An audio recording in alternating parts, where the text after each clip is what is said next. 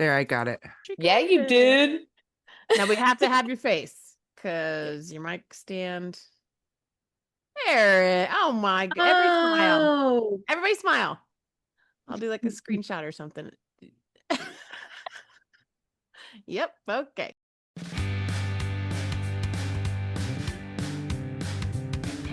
Welcome to the Mac Besties podcast, where four lifelong best friends share the laughs, lessons, and love that come with navigating life in our 40s. From career triumphs and challenges to juggling family, friendships, and everything in between, we're here to bring you candid conversations, a dash of wisdom, and a whole lot of fun. Whether you're catching up on your commute, folding laundry, or sipping your favorite drink, consider this your new favorite hangout. So grab a seat and join us. We've saved you a spot. the backgrounds definitely help. Look how fun they Yeah. are. So I fun. know. Well, They're now we're great. official podcasters. We should have backgrounds, We are official. At this point, Diane. we are live. We Next have next week I'll be a pro. Like I'll have the background done, lighting. Can you knock on wood or something just real quick for me? Just do do do do do. I got She's you. gone. She left. Okay. One track Yes, he's mind. back. Oh, here we go. This Oh, you guys, is gonna be fun. it is going to be fun. It's been 2 weeks. We had to take last week off because it was Thanksgiving. I'm sure we'll all have something to share about Thanksgiving, but there is For no sure. reason unless anybody has anything that we can't just jump in. Let's go. Let's go. So yeah, first things first, we are official podcasters. We finally released. I'm super excited. Props to Crystal for the editing. Props to Kylie for the Yes. social media. Yes. Yeah, I'm excited to see where this goes. I'm glad it didn't like blow up like instantly because I don't know if my heart could have handled it, but I like the slow pace. Good. Well, I'm Um, glad it's going slow for you. yeah, sorry for you. Mine So, mine Oh, took off down the road and whoo, there we go. you got in trouble right off the bat. Well, I mean, it happens. so yeah, I'm excited for that for us and to see where this takes us. Um, yeah, last week was Thanksgiving, so we didn't podcast last week, so we have a lot to catch up on, but mainly Thanksgiving. Um, the baby shower, so before Thanksgiving, um, I went to the baby shower for Anna and Josh, and it was at Shelly and Loy's house, and all their friends were there. My mom and my sister came down. It was so good. It was really good to see everybody. Anna's doing really, really well. I saw a Um, picture on Facebook. Her and Josh's her profile picture. She looks Mhm. so cute with her belly. She does. I Oh, saw it. awesome. Yeah, she's adorable. She's funny. Like she's like, I couldn't have my pants buttoned, so they're unbuttoned. And I'm like, it's fine. Nobody cares. You're beautiful. You're pregnant. It's so exciting. And sure, every yeah, woman looking at that says, "I feel that." they had hats made. So I got a pink grandma hat. And yeah, it's adorable. I need a And picture of that. We've I What think, did your mom say? well, my mom also got a hat. And my mom loves a good hat. Yep, So that's what she I was wondered. thrilled. So yeah, great grandma. Shelly got a hat. Um, Patrick got a hat. So that was fun. That's I said nice. thank you. Um, and yeah, we took pictures. It was a football themed baby shower. And so we had the football game on because Anna loves the Detroit Lions. And so we watched, well, yeah, the Lions. And then Josh's Green Bay Packers. So I had my mom make cookies and she brought cookies and everybody loved the cookies. So I was really happy for my mom. That was fun. baby shower went great. Um, we were staying at the hotel, so each morning we were able to get up and spend time together. And yeah, um, baby shower Sunday. My mom, we headed back to Temple. I got to spend Monday and Tuesday in Temple. Well, Monday evening and Tuesday all day in Temple with Anna. And that was really fun because we got to, unpack all the baby stuff and put clothes away. We washed all the baby clothes and then folded them and organized them into like the months. And oh, it was a lot of fun. Um, and then Wednesday I drove back up to Dallas and met Patrick in Arlington, technically, to go to the Chiefs Dallas game on Thursday. So on Wednesday we got there, we went out. He had some vodka prior to me getting there, because I had to drive and take the rental car back, and then got to go to a Buc-ee's. I love a good Buc-ee's. Me too. We're having an ornament exchange at work with the finance team, and I'm like, I'm gonna get her a Buc-ee's ornament because they don't have Buc-ee's in Arizona. So I was excited about that. And um yeah, so anyway, I Ubered to the hotel from the rental car place and met up with Patrick. We went and had dinner. We were at this fancy bougie hotel. Like I got there, they pulled up and I get to get out of the car and they're opening my car door, they're popping the trunk, they're getting my luggage out of the back of the I walk in, there's a huge Christmas tree, fancy, like rotating door. They open your door for you when you're walking in. I was like, where am I at? This is It was like amazing. a gala, but it's a Yes. hotel. With Yes. no high heels. Yes. Thank God. Hopefully you went all wide-legged. But I mean, it was, I mean, it was awesome. There was a restaurant in there, there's a coffee bar, there was a bar, huge TV where people were just out watching TV, watching football. It was a nice place. And then right across the street was like the baseball stadium, and then like a whole outdoor pavilion, kind of like Power and Light District. Like it's all like right there, and you can walk in and out of places and walk outside easily. And in the back, they had like the outdoor bar and the fire pit and cornhole, and it was it was legit. And so we hung out there a lot. I hung out there a lot. Um, Thursday was the game. Happy Thanksgiving. I got to watch the Macy's Thanksgiving Day Parade, and it You was did? amazing. I Yes, thought about you. we got up and we had breakfast in the hotel, and then we went back to the room, and it was parade time. So we watched the parade, and we didn't Great have to go time. to the game until the game didn't start until 3:30. So yeah, it was so good. Crystal, you're right. Like they stepped their game up. There was no credits during Santa Claus. Thank you for that. Um yeah, there was more bands. Um I enjoyed the parade. And it was like kind of a fun setting, just hanging out in a hotel room. Lots I of fun. watched it and I thought about you. I don't even Well, remember what the act was. I was in my feels and like I'm watching the parade getting all emotional, like this is so good. And Megan's missing it. You're not oh, gonna get to see it. So I'm oh, Oh, really glad that you got to see it. I Although should I have didn't cry. I was just like super close. sure. uh-huh, sure. I didn't I cry, I promise. I just thought it was cool because I was there in May. Yeah, I And I'm imagine. like, I was there. I saw that. I was standing there, walked those streets. So I thought it was really cool. But Yeah, it's funny. Every year I talk about like bucket list.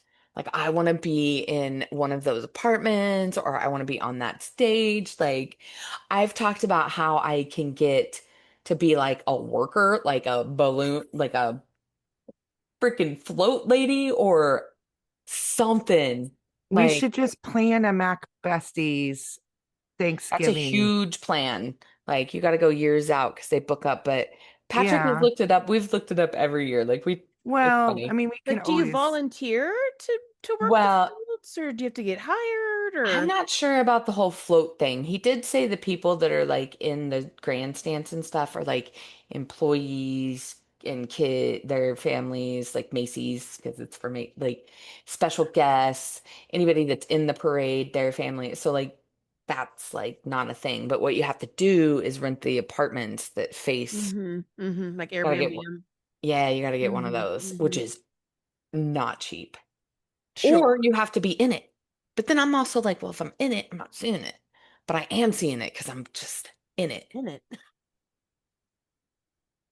So, Okay. um, How do we I get did in? get to watch that. Okay. And then I unfortunately got to watch the Chiefs lose their game to the Mm. Cowboys. I Um, did think about the UK friends you made and was like, well, at least somebody didn't waste their trip down. Like, my London friends. yes. Yes. Yes. Yeah, they were fun. I'm glad they had a good time. And I hope they went to Bucky's and had I so wonder much if they fun. have anything that's even close to that over there. No, I bet not. I mean, that toy store, that's huge in London. Right. Harrods, something. Hmm. Bestie, you're not getting in the parade. Just saying. Like, going to it Oh, can be well, on your thanks. bucket list. Being in it, it's God, I You hate know to say she'll it's find never a gonna way to happen. make it down Well, Never to maybe that happening. parade, she'll. It's Yeah. literally whether never gonna she's happen. running out into the middle of the street or what. Well, yeah. She'll be there. Megan likes to make Well, friends. We can get to the parade. We can get to the parade, but I just don't think you're gonna.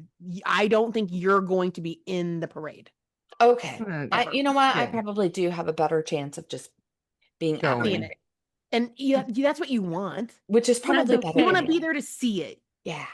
Yeah. Yeah, So the yeah. parade was great. The game was not so much. It was a good vibe.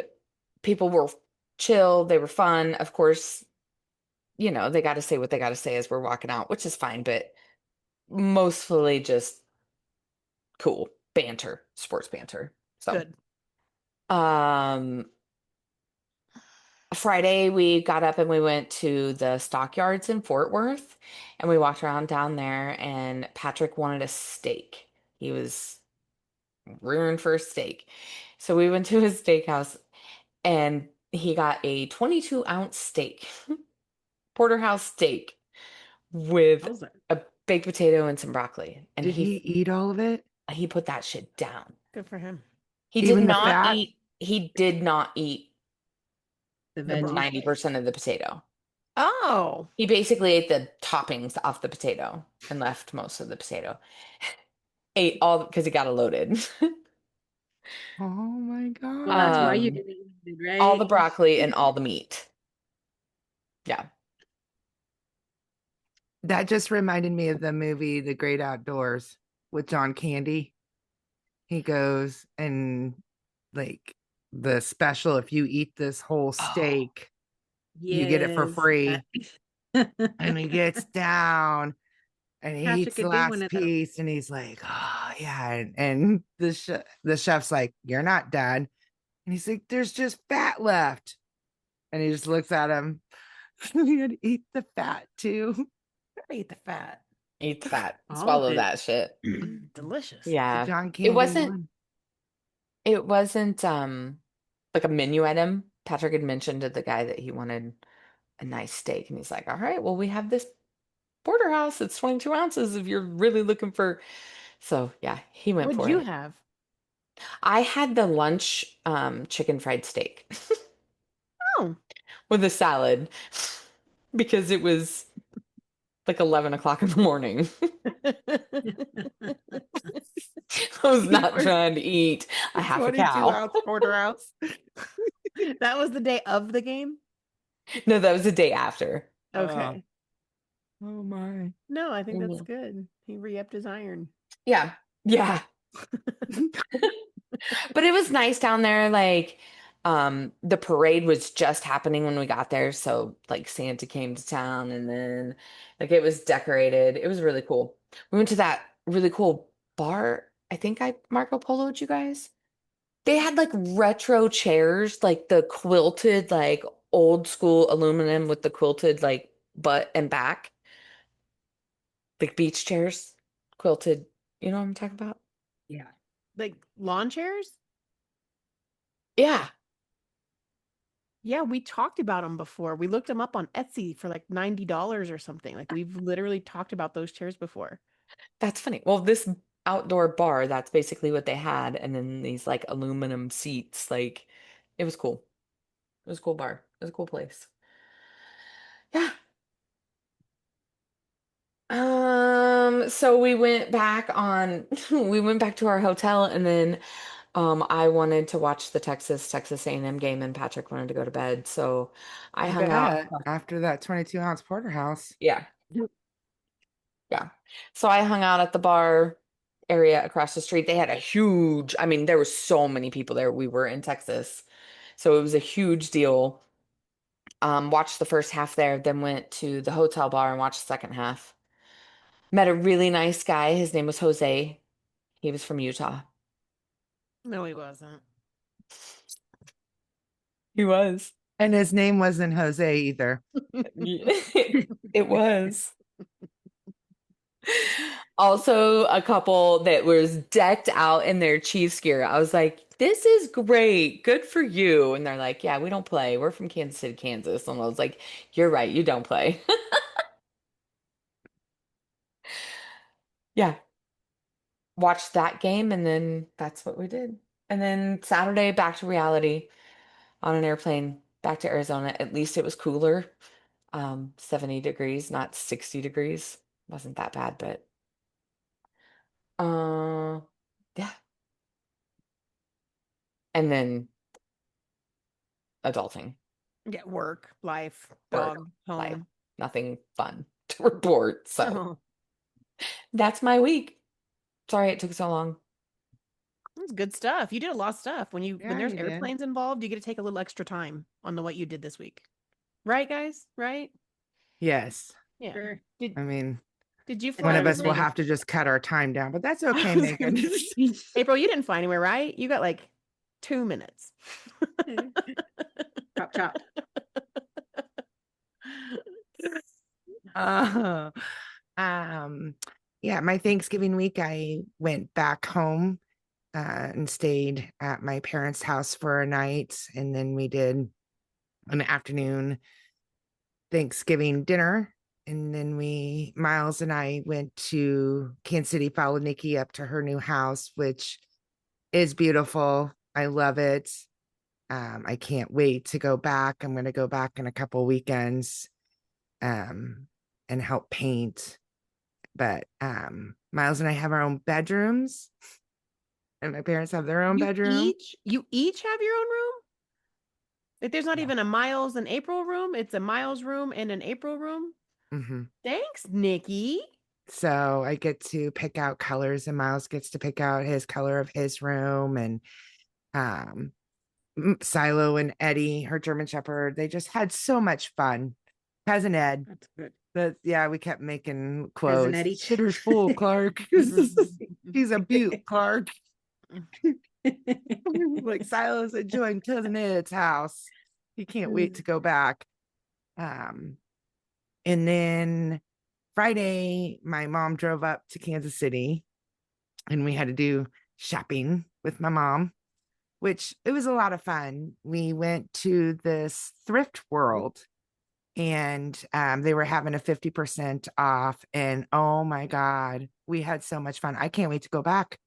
Like, we didn't even hit the full store. Like, because my mom, she gets to a point where she's like, okay, I'm done. I checked out. It's like, Hard oh, stop. Out of okay, here. I guess we'll stop, But we found lots of good stuff for Nikki's house decorating. So we found these red chairs that reminded us of Grandma's house. Grandma had these really nice fabric chairs at the dining room table, glass dining room table, and Nikki has a glass dining room table. And so we found these red cushion chairs like grandma would have. She got them both for $60. Awesome. We got her some, things for the wall.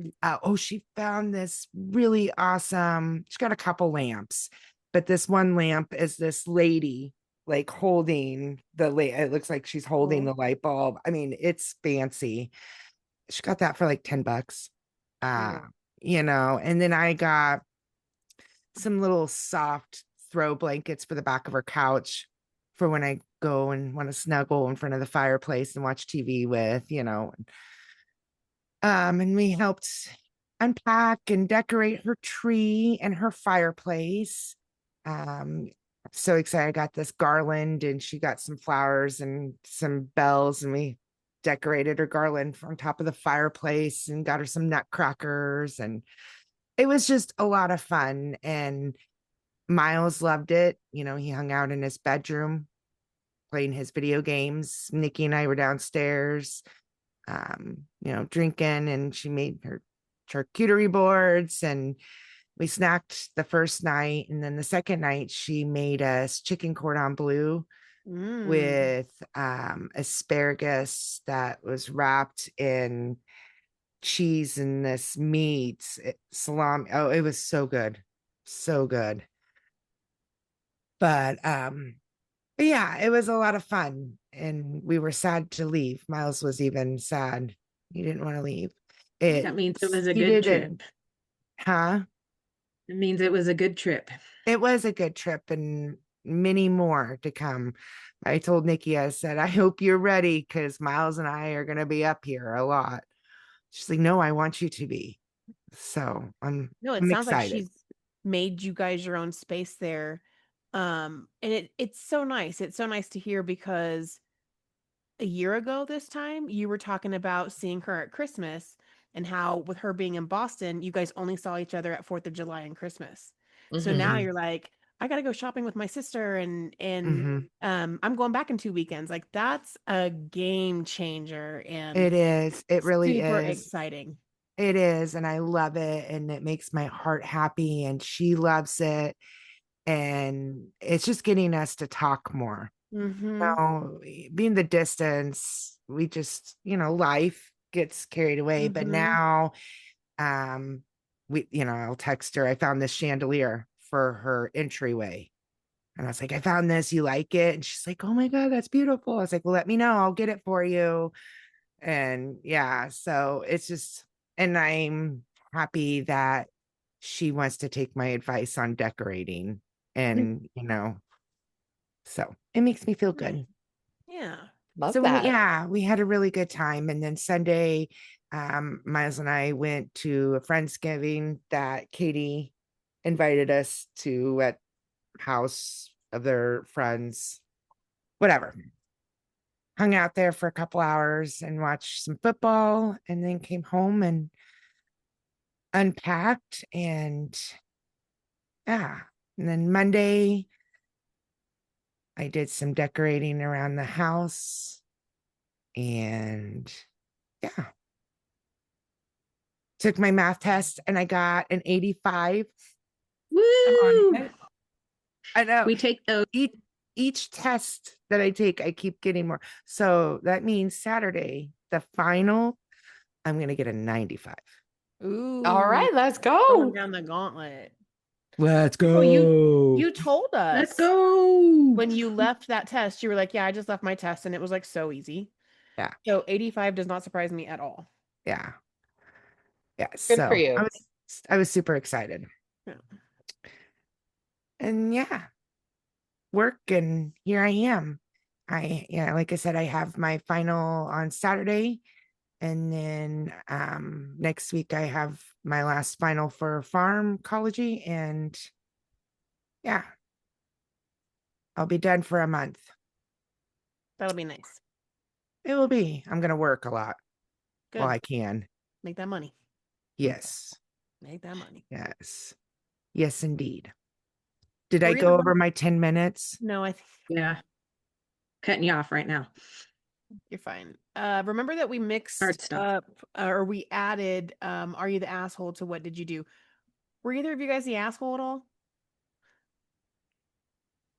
I only asked because I'm going to tell you what I've done in the last 2 weeks, but I have a little story to tell you about. Maybe I was an asshole and it's okay. Let me look at my notes. Can't wait. Thanksgiving with Dave, Ollie, and Chad. So no Cody this year. Thought that might be a thing.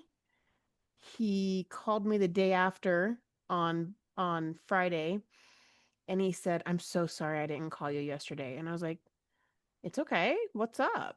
And he wanted to tell me good news. His cars are running. He has 2 cars. Both of them are pieces of shit, but his friend got them both running. And I'm like, "That's amazing." And he's like, "Yep, and I got to go real quick. I just wanted you to know. Got to go. Bye." And I'm like, "That's the nicest little interaction I've had with my Bubba in a minute." Like he's kind of an asshole. He pisses me off. He hates me. He loves me, but I'm just this awful person. I told you guys about the whole fraud thing. Like I can do no right in that kid's eyes. And I just There thought it was was no cute. chance for you to commit any fraud in that little tiny conversation. Yeah. I thought it was cute that, both of those cars fired up and he said, "I'm going to call my mom." Yeah, I love that. I love that. So, that was great. But, I did sidebar. I did ask him about Christmas and he is going to come home for Christmas. So just want you to know that. Okay. So Thanksgiving with Dave, Ollie, and Chad. Chad actually came down on Wednesday night and stayed the night. He had worked all day that day. So him was a little tired pumpkin. But Ollie and I got some stuff done. I stayed busy on Wednesday, like prepping. Um, but then Thursday happened and everybody chipped in and helped. We did pretty low key, the basics, the turkey, the mashed potatoes, the green bean casserole. We had a shit fucking ton of desserts, which was silly. But really nice, easy going day, to be honest. Mostly food oriented. No complaints here with that. I baked some beautiful sourdough and the prettiest chocolate Yes, chip you. cookies I've ever made in my life. This is funny. I wrote these notes like a couple days ago, so that's funny to me. I have pictures. We I took saw. I took pictures of the cookies. I don't know what the hell has gotten into me, but I made some cookies a couple weeks ago and they were an absolute fucking disaster. And it just really like rocked my ego. And so I'm like, I'm a smart girl and I can bake chocolate chip cookies. Like, I don't know what the fuck happened. I do know what happened, but I'm going to bake some chocolate chip cookies. And then I did, so good for me. I've been watching Prince a couple of days. I've bowled. I did some spark orders on Monday. It snowed for the first time in my area. Started last night while we were at bowling. We left the bowling alley and it was coming down and I was like, "What the fuck is I drive? Like I'm the driver." And I'm like, "What the fuck is this?" And Dave like, "It's cool. It started snowing in our second game. Like it's fine." And I'm like, it's fine. It was fine last night. I did not drive, but I could have. But then it like really fucking snowed and like did not stop snow. I don't even know. I think it's done snowing now, but the roads seemed fine. I haven't been out, but like just looking at my street, it looks fine. Kylie said it was fine. There are some spots that are more wet than others, but it's December what, 4th, which is crazy. Like Third. we got no snow in September, October, and November. Like that's just bananas. Let's see. I cleaned my kitchen and I watched Miracle on 34th Street today. I made some new cookies and I baked some more bread. It was delicious. I worked really hard on our podcast over the Thanksgiving break and we are live and up and running. And that has just kind of put me on a high. Like I've just been like, woo! And that's what I've done. Now I would like to tell you about the asshole situation. I think that this is very low. It's not big. It's not a big deal, but And I think because you guys are my friends, I think you're going to tell me that I'm not the asshole, but let's go through it. We meet Chelsea at the bowling alley on Tuesdays. She works in Highlands Ranch, which is past the bowling alley. Basically, the bowling alley is in between our houses and where she works. So she gets off work and she meets us there. Like Brad rides with us. We go there. And every day when she gets there, she goes and she takes like her bowling bag and she sets it at the table. Because if of the two teams, if you're the first to get there, you get to claim your spot. Now, some people like to be down like in the pit. Some people like to be up at the table at the top. We prefer the big table at the top. It's just more comfortable and we can all sit together. So she marks our table. She puts the bags there. When we get there and we go inside, the other team has went ahead and sat down, even though our bags are there. And I feel like it's like etiquette. Like you know when you show up to bowl, if there are bags at the big table, you're in the pit. If you show up to bowl and there's bags in the pit, you're at the big table. Like that spot is claimed. And that's known. That's like it's like a thing, you know? And so I thought, how fucking disrespectful. Like how rude. Like, are we going to say something? Are we going to be like, oh, whoops, sorry, you're sitting at our table that we clearly have already been at. Like, our stuff is here. But no, we're the nice guys. We're polite. We get along with everybody. Brad and Chelsea sell tamales and they get a lot of business at the bowling alley. But I don't. That ain't me. And I mean either. And I am not by any means like I don't like have a bitch reputation, but I am me and I do say shit. And I think if anything, if any like negative reputation of me at the bowling alley is that I will like mentally fuck you like in front of your whole team. Like I'll be like, oh man, you got 3 strikes in a row. No way you can get 4, you know, and I will. Like I'm the mentalist. Nice. And that's known, right? But I don't think anybody's like, oh, you're a bitch. But I was feeling kind of bitchy. And so I say to my team, as we're in the pit, putting our shoes on and getting our shit together, I said, okay, no cheering for the other team tonight. Like, no, they are disrespectful to us. Like, we're not cheering for them tonight. And little old Brad, little Mr. Sweetheart Brad says, I'm going to go ahead and do what I do. And I was just like, you're right. But I thought that was kind of assholey of me because it's a fucking table. Like it's not a big deal. And I think that Brad was disappointed in me. I think Brad was just like, you're fucking stupid. I'm gonna cheer for whoever I want. You're gonna tell me what to do. And I was like, oh man, I'm kind of an asshole. What do you think? Asshole? No. Well, maybe it's being biased, but no. Like, I remember when someone tried to pull that with that, I was actually still sitting. I was sitting at the big table, and that other team came, and this The guy guy, came and I thought sat. he came and sat, and I thought he was just using that chair to put his shoes on because down in the pit, they got the stools, and it's harder to put your, when you're older, harder to put your shoes on. And then he just like starts setting his shit up, and I'm just like, hi, did you just join our team? Mm. Like, he's like, oh no. I said, well, okay, well, this is for our team. So, and he finally, after you Moved. guys came, got up and moved. Like, I was having a sit off with the guy. I agree. It's etiquette. And it's known. That's not like a secret. I mean, I guess that's my question. Did you know that team? Have No. you been playing with them for a long time? Nope. Brand new team. No.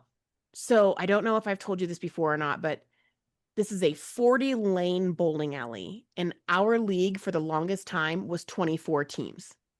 And on the other 16 lanes was another league.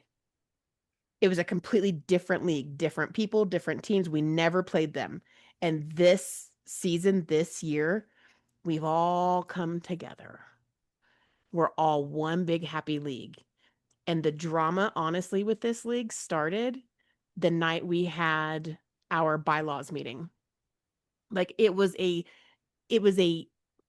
virtual pissing contest between their meathead and our meathead. Well, So what our Fred Flynn. he's I not even that, cannot.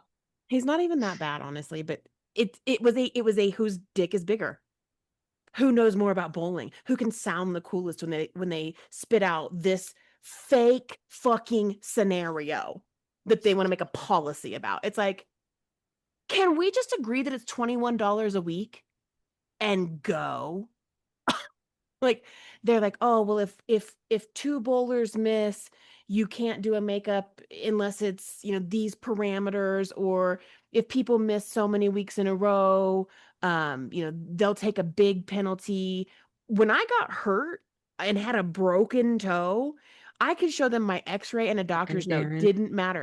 Didn't matter. I had 3 weeks, and if I didn't bowl again, my average was going to start being deducted. And so it was almost like they were making up these scenarios that people will come in, bowl well, get a high average, and then just not come to bowling so that they get their blind average. Oh. So it's not that it had even happened. They were just coming up with scenarios.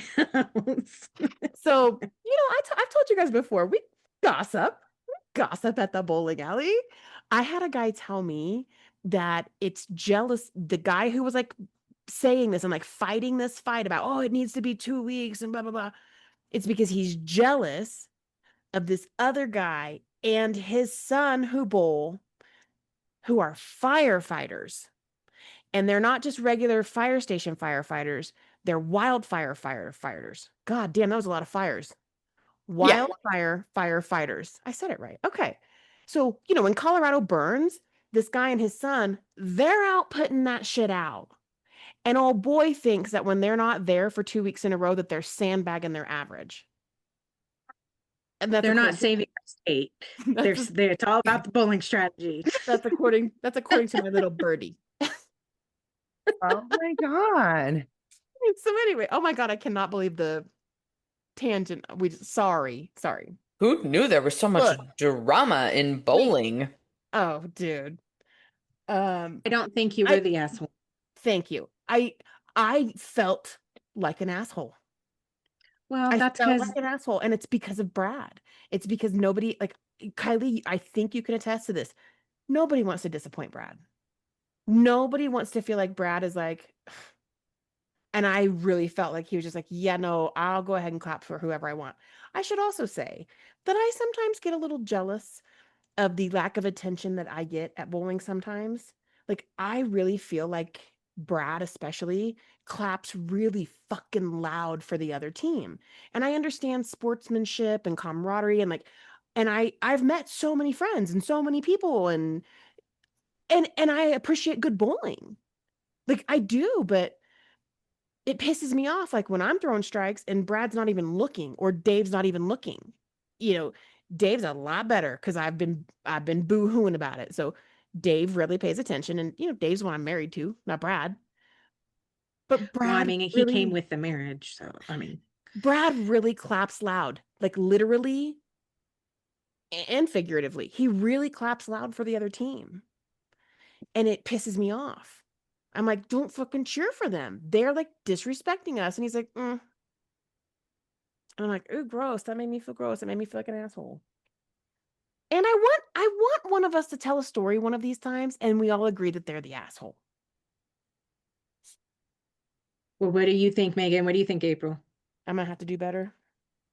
I have questions. Me too. Okay. I have lots of questions. Maybe don't go so hard on yourself, Crystal. Calm down. My first question is, why are we concerned about impressing Brad? Brad is my husband's husband, so he's part of my family, and he's just really one of the best men on the planet. Okay. Men don't have a very good rap. They just don't. No. And Brad is a really good guy. He's just He's a like a really good guy. genuinely good person. He's Like just an angel, just a little pumpkin on this planet. his Oh. first thought isn't something bad, like somebody's doing something bad. Oh, well, there's obviously a, this person's struggling, or, instead of like us, where we're like, God, quit being an asshole. Obviously, this person is having a day. We all just need to step back and let him have some room. Like this, that would be Brad's reaction. He's just Where He's the a rest, positive Polly, not a negative Nancy. not necessarily, but he's just, I think he's a it's very good vibes guy too. Like he just wants to keep the vibes 100%. like, yeah. I just wonder, And like, who got to the table first after Chelsea had put the bag down? Like, by the time you guys got there, were you guys already in the pit? I fucking love that you asked that, because when I was when I was frustrated and I'm up there looking at 4 of the 5 people and their friend that they brought, because the 5th person wasn't there yet, I literally wanted to know, which one of you saw our bags and sat down? I really wanted to ask that question. And the truth is, I don't know, because by the time that I got in, there were 4 of them sitting down. But So our did you bags just were sitting right there at the table. so And did they you were just just sitting there. pick up did you just pick up your bags and walk to the They were pit? Chelsea's, and yes, she did. I And didn't. you were there with her when she did that? I was with Prince running down the hallway. Oh. I was kind of hoping that like my team would handle it, hmm and instead they surrendered. Maybe that's the real issue. I mean, I just don't know why you Who wouldn't brought the white just flag?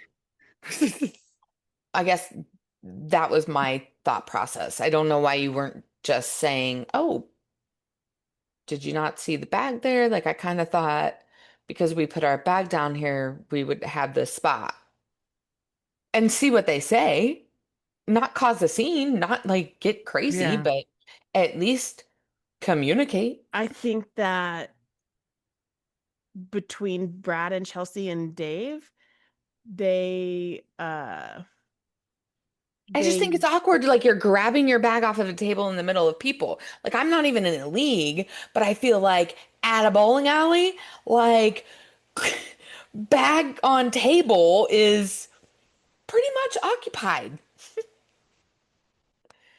yeah, So the fact that you have to actually grab it and they're just all sitting around just watching you grab your bag and walk away, they have to know that. that's Yeah. why I don't think you're the asshole. They're Regardless of the how asshole. Brad makes you feel, that is the reason, because that they saw the bag sitting there. That it was but I'm very a obvious. Bowling bags are not small. but I'm a 47-year-old woman, and that type of thing shouldn't get me to the point where I'm like, well, we're not fucking cheering for them. Don't clap for them. Oh, I well. should be like, oh, they Okay to suck. have a moment.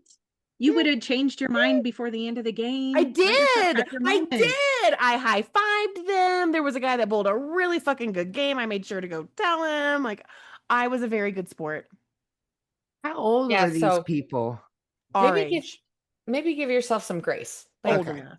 I just, it's I it's okay that you had that feeling and that you had those thoughts. I mean, it wasn't like you pursued them and told them that they were true, fucking a bunch of douchebags in true. a bowling alley. I really held it together. I mean, so you had some thoughts. That's called letting Also, yourself feel your feelings. It's okay.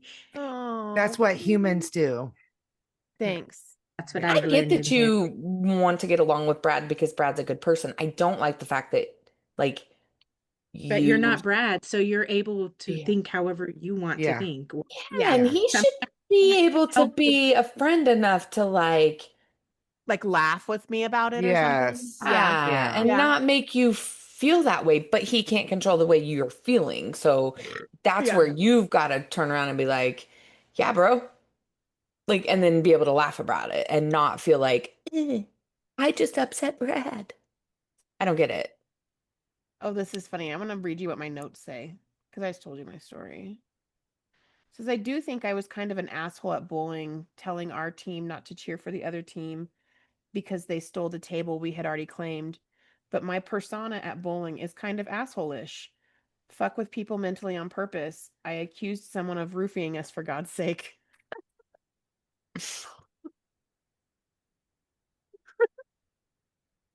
Still firmly believe it. I was going to ask you, like, how do you actually feel And about it? Did Kylie you would not accuse give them him or a do high you? five. The people? Yeah. No, I felt Jay. like they were like, don't give a fuck. We want the table. There are no humans occupying the seats. We don't care about the bags. We want the table. Move Yeah. your seat. Yeah. I don't think you're an asshole for feeling some sort of way. I think you might be a little bit of an asshole for allowing Brad to make you feel some sort of way about feeling some sort of way. That's interesting. I wasn't expecting that at all. Wow. Sorry. That got Okay. deep. Does it make sense? Like, Sure. Therapy with Mac Besties. Yeah. Don't do it. April. Just hit stop right now. Just go to the next Yeah. episode. Don't listen If to you're the rest looking of for it. therapy. You're in the wrong place. It's our Oh, therapy. Wrong podcast. Oh shit. You guys are really nice. It's not that I just want to impress Brad. It's not like I live for Brad. It's a matter of I think Brad is a good judge of character and I think he checked me. And I deserve to be checked. Yeah. In 8 days a week, that's fine. But that's what made me feel like an asshole was that I'm like, God damn, Brad had to check me. Like I'm out of line for telling my team not to cheer for the other team over a table. Like that was the asshole part. got you. But I appreciate that you think I'm an asshole for letting some man make me feel some kind of way because Right, feminism. girl. Girl Yeah. power. That's right. We Fuck should them probably move on kids. to Kylie. We should probably move on to Kylie. Yeah. Okay. Poor Kylie. Just sitting here patiently waiting. She's like, wait till you hear And my I'm mom. Hope very you didn't do excited. much, Kylie. Kylie did so much. I'm excited. Let's see. Yeah, we didn't meet last week because of Thanksgiving. I was off Wednesday, Thursday, Friday, and Tuesday night at 9:30, I found out I'm watching The Boys on Wednesday. So I didn't realize I was going to be watching them, but I was like literally just parked at Anthony's because I was headed there for my time off and my little 5-day excursion, and I had just pulled up, and his sister called and was like, "Hey, didn't you say something about being off on Wednesday and Friday?" I was like, "Yeah." "Great. Can you watch The Boys tomorrow?" Like, okay, no sleeping in for me. So I did not catch up on sleep, but I did have a lot of fun with the boys. They're 7 and 9, and so they're at a fun age. Wednesday, since I really didn't know, I didn't really have any plans for him. I just knew Anthony doesn't usually wake up till like 11:30 or so because he doesn't have to work till like 1, and he stays up late. And of course, we did stay up late that night. Um, Anyways, I try to stay out of the apartment and do something with them. So we went to breakfast at McDonald's. It was very cold that day though, like even too cold for them to play outside. I picked a McDonald's with a play place on purpose, but their play place was outside. But they went to go play outside while our food was, being prepped, and 5 minutes they came in. It was too cold for them. So we had breakfast. It was great. Ari got a whole thing of syrup. He opened his syrup and it just went No. on his pants. I What a felt so sticky bad. situation. That's It how was the very day's sticky. starting. That's how the day started. Poor guy. Anyway, so we kind of sit there and decide what we were going to do. My plan, of course, was I'll just take them to a park because these kids love going park hopping. So I just figured we'd we were right at Sloan's. We'll go to Sloan's Park, and it was just too cold to be outside. And we were hoping the sun would peek out, and it never did. It was cloudy. So I decided, okay, well, uh, so we went to Dollar Tree. Told them they can pick out a snack and a toy. So they did that. That's the cheapest place to do it. Um, we did that, but it was like 11. But I was like, I don't know what else to do with these kids right now. So Anthony probably lost out on maybe 15 minutes of sleep or something. I don't know, but brought him home, and gosh, I taught him how to play Skip-Bo and Farkle.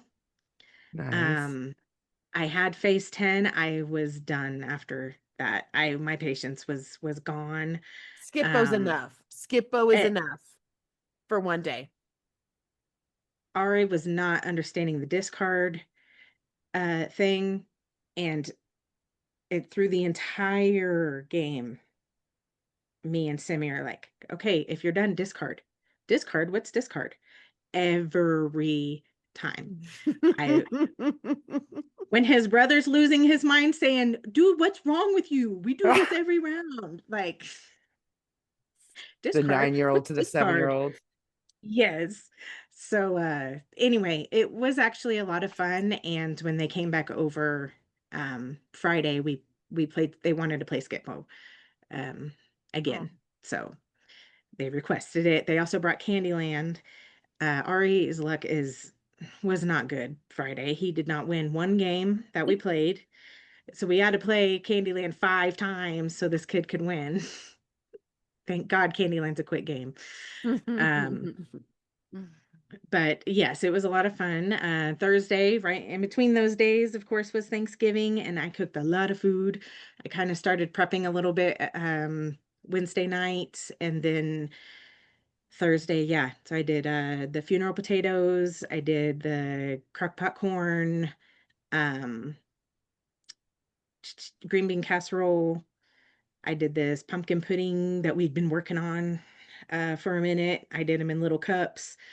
Uh, and then cranberries. I like cranberries, and I kind of make them in honor of my grandpa Jim. He loved cranberry dressing. So ever since I found that out, I always make cranberries. They're the easiest thing you could possibly make. So um yeah, so we had all this food. Anthony and I take it all over to his sister's.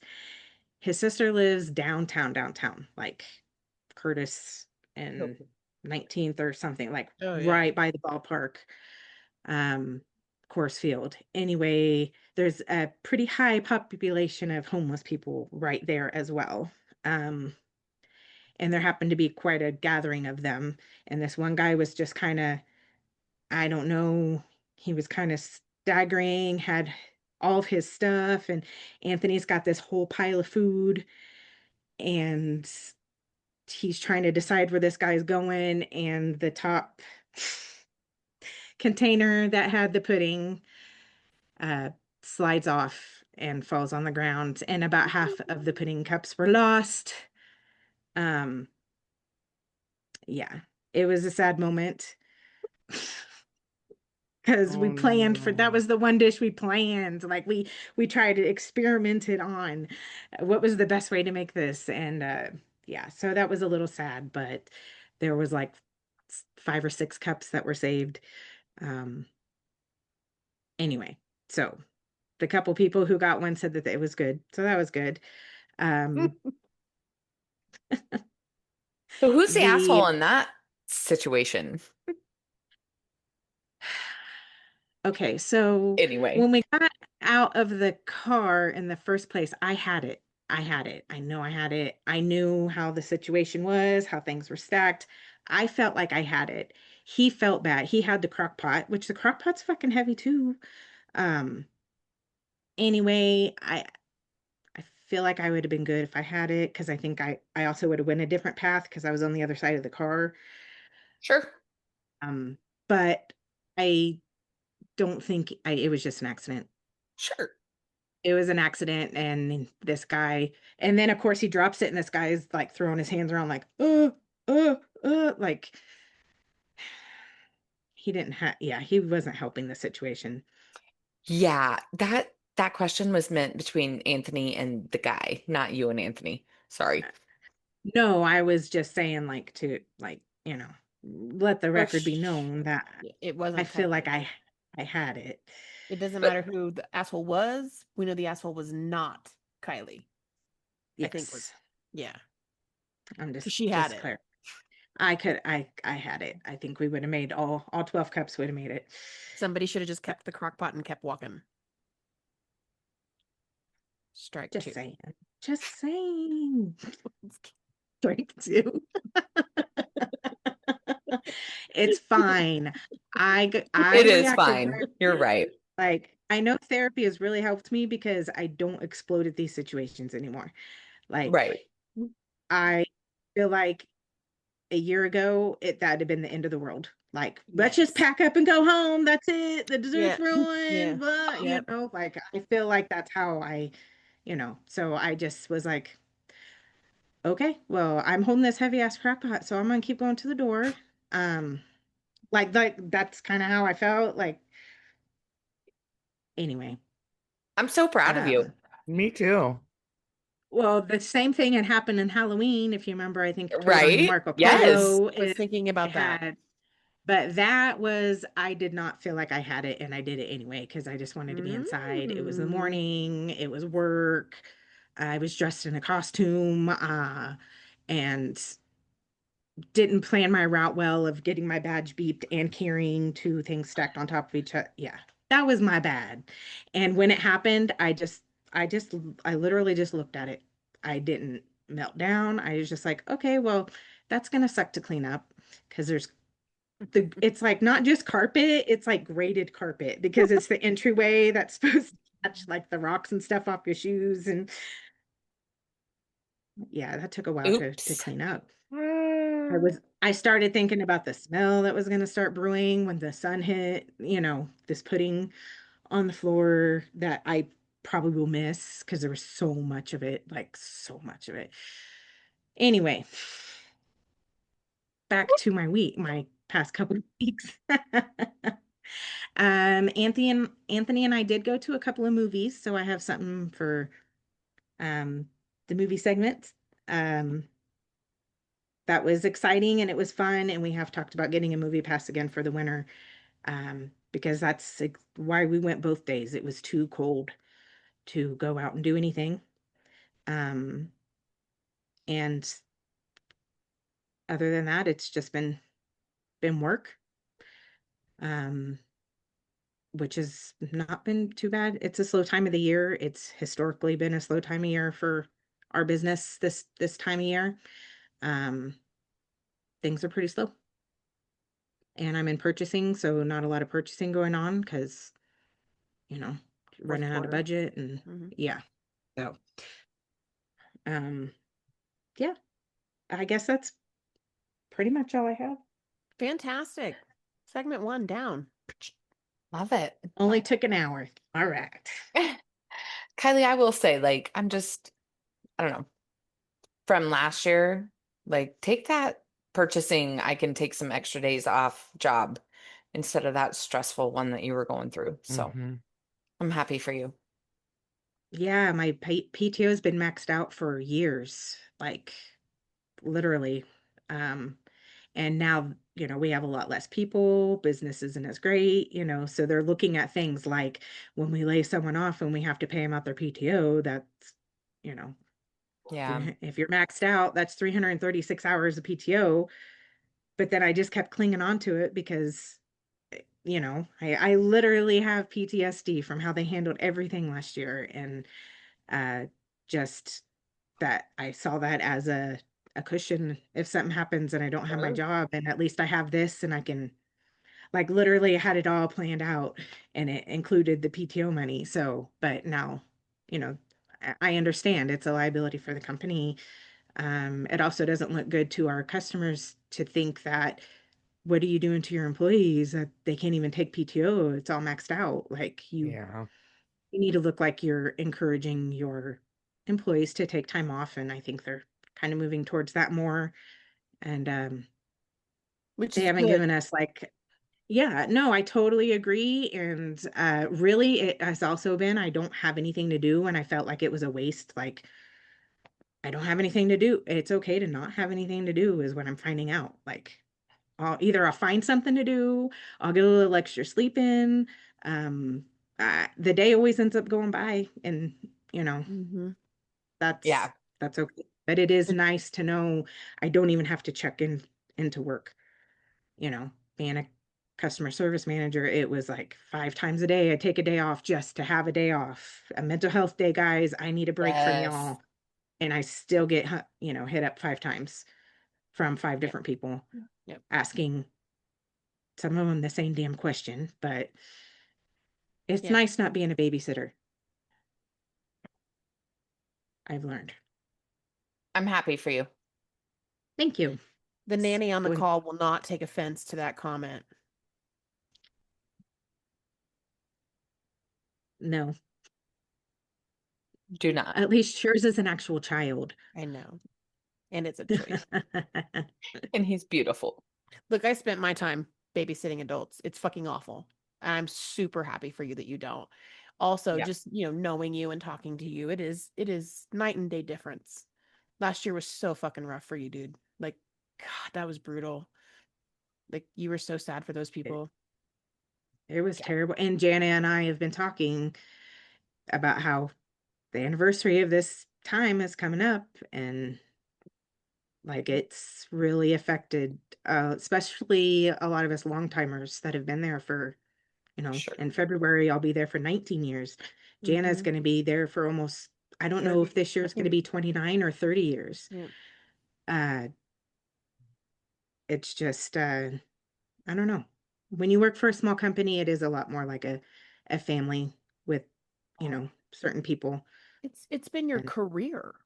That Right. it's and okay to that's say true it that too. way. It's okay to say that way. You know what I mean? That's decades of your Yeah. time and your professionalism and growing up in that company. And it's a big Yeah. big deal. It's part of who you are and who you've been. And it was scary, but I think you've proven yourself. And don't don't forget that you've been seen. Mm-hmm. You've been taught things and included in on things, and finally compensated. You're not going anywhere. I Take your got time. the best compliment from my boss. He took me out for lunch about 3 weeks ago or so. We went out to pho, and he just, you know, told me that I was like a breath of fresh air to him during that time, because I was the only person that was like, "Hey, I literally don't have anything to do. Give me something to do." Or I'm taking the Google courses to help better my Yeah. position there, but for project management. Like, You're he said not nobody bailing. You're not. else has done anything. They've just kept their head down and kept doing their work, which is fine, which is fine. There's nothing wrong with doing that. But I I don't know. I need to know my work is meaningful and that I have a purpose somewhere. I can't You have just keep my head value. down Yeah. and scroll the internet until someone gives me a new position. Yeah.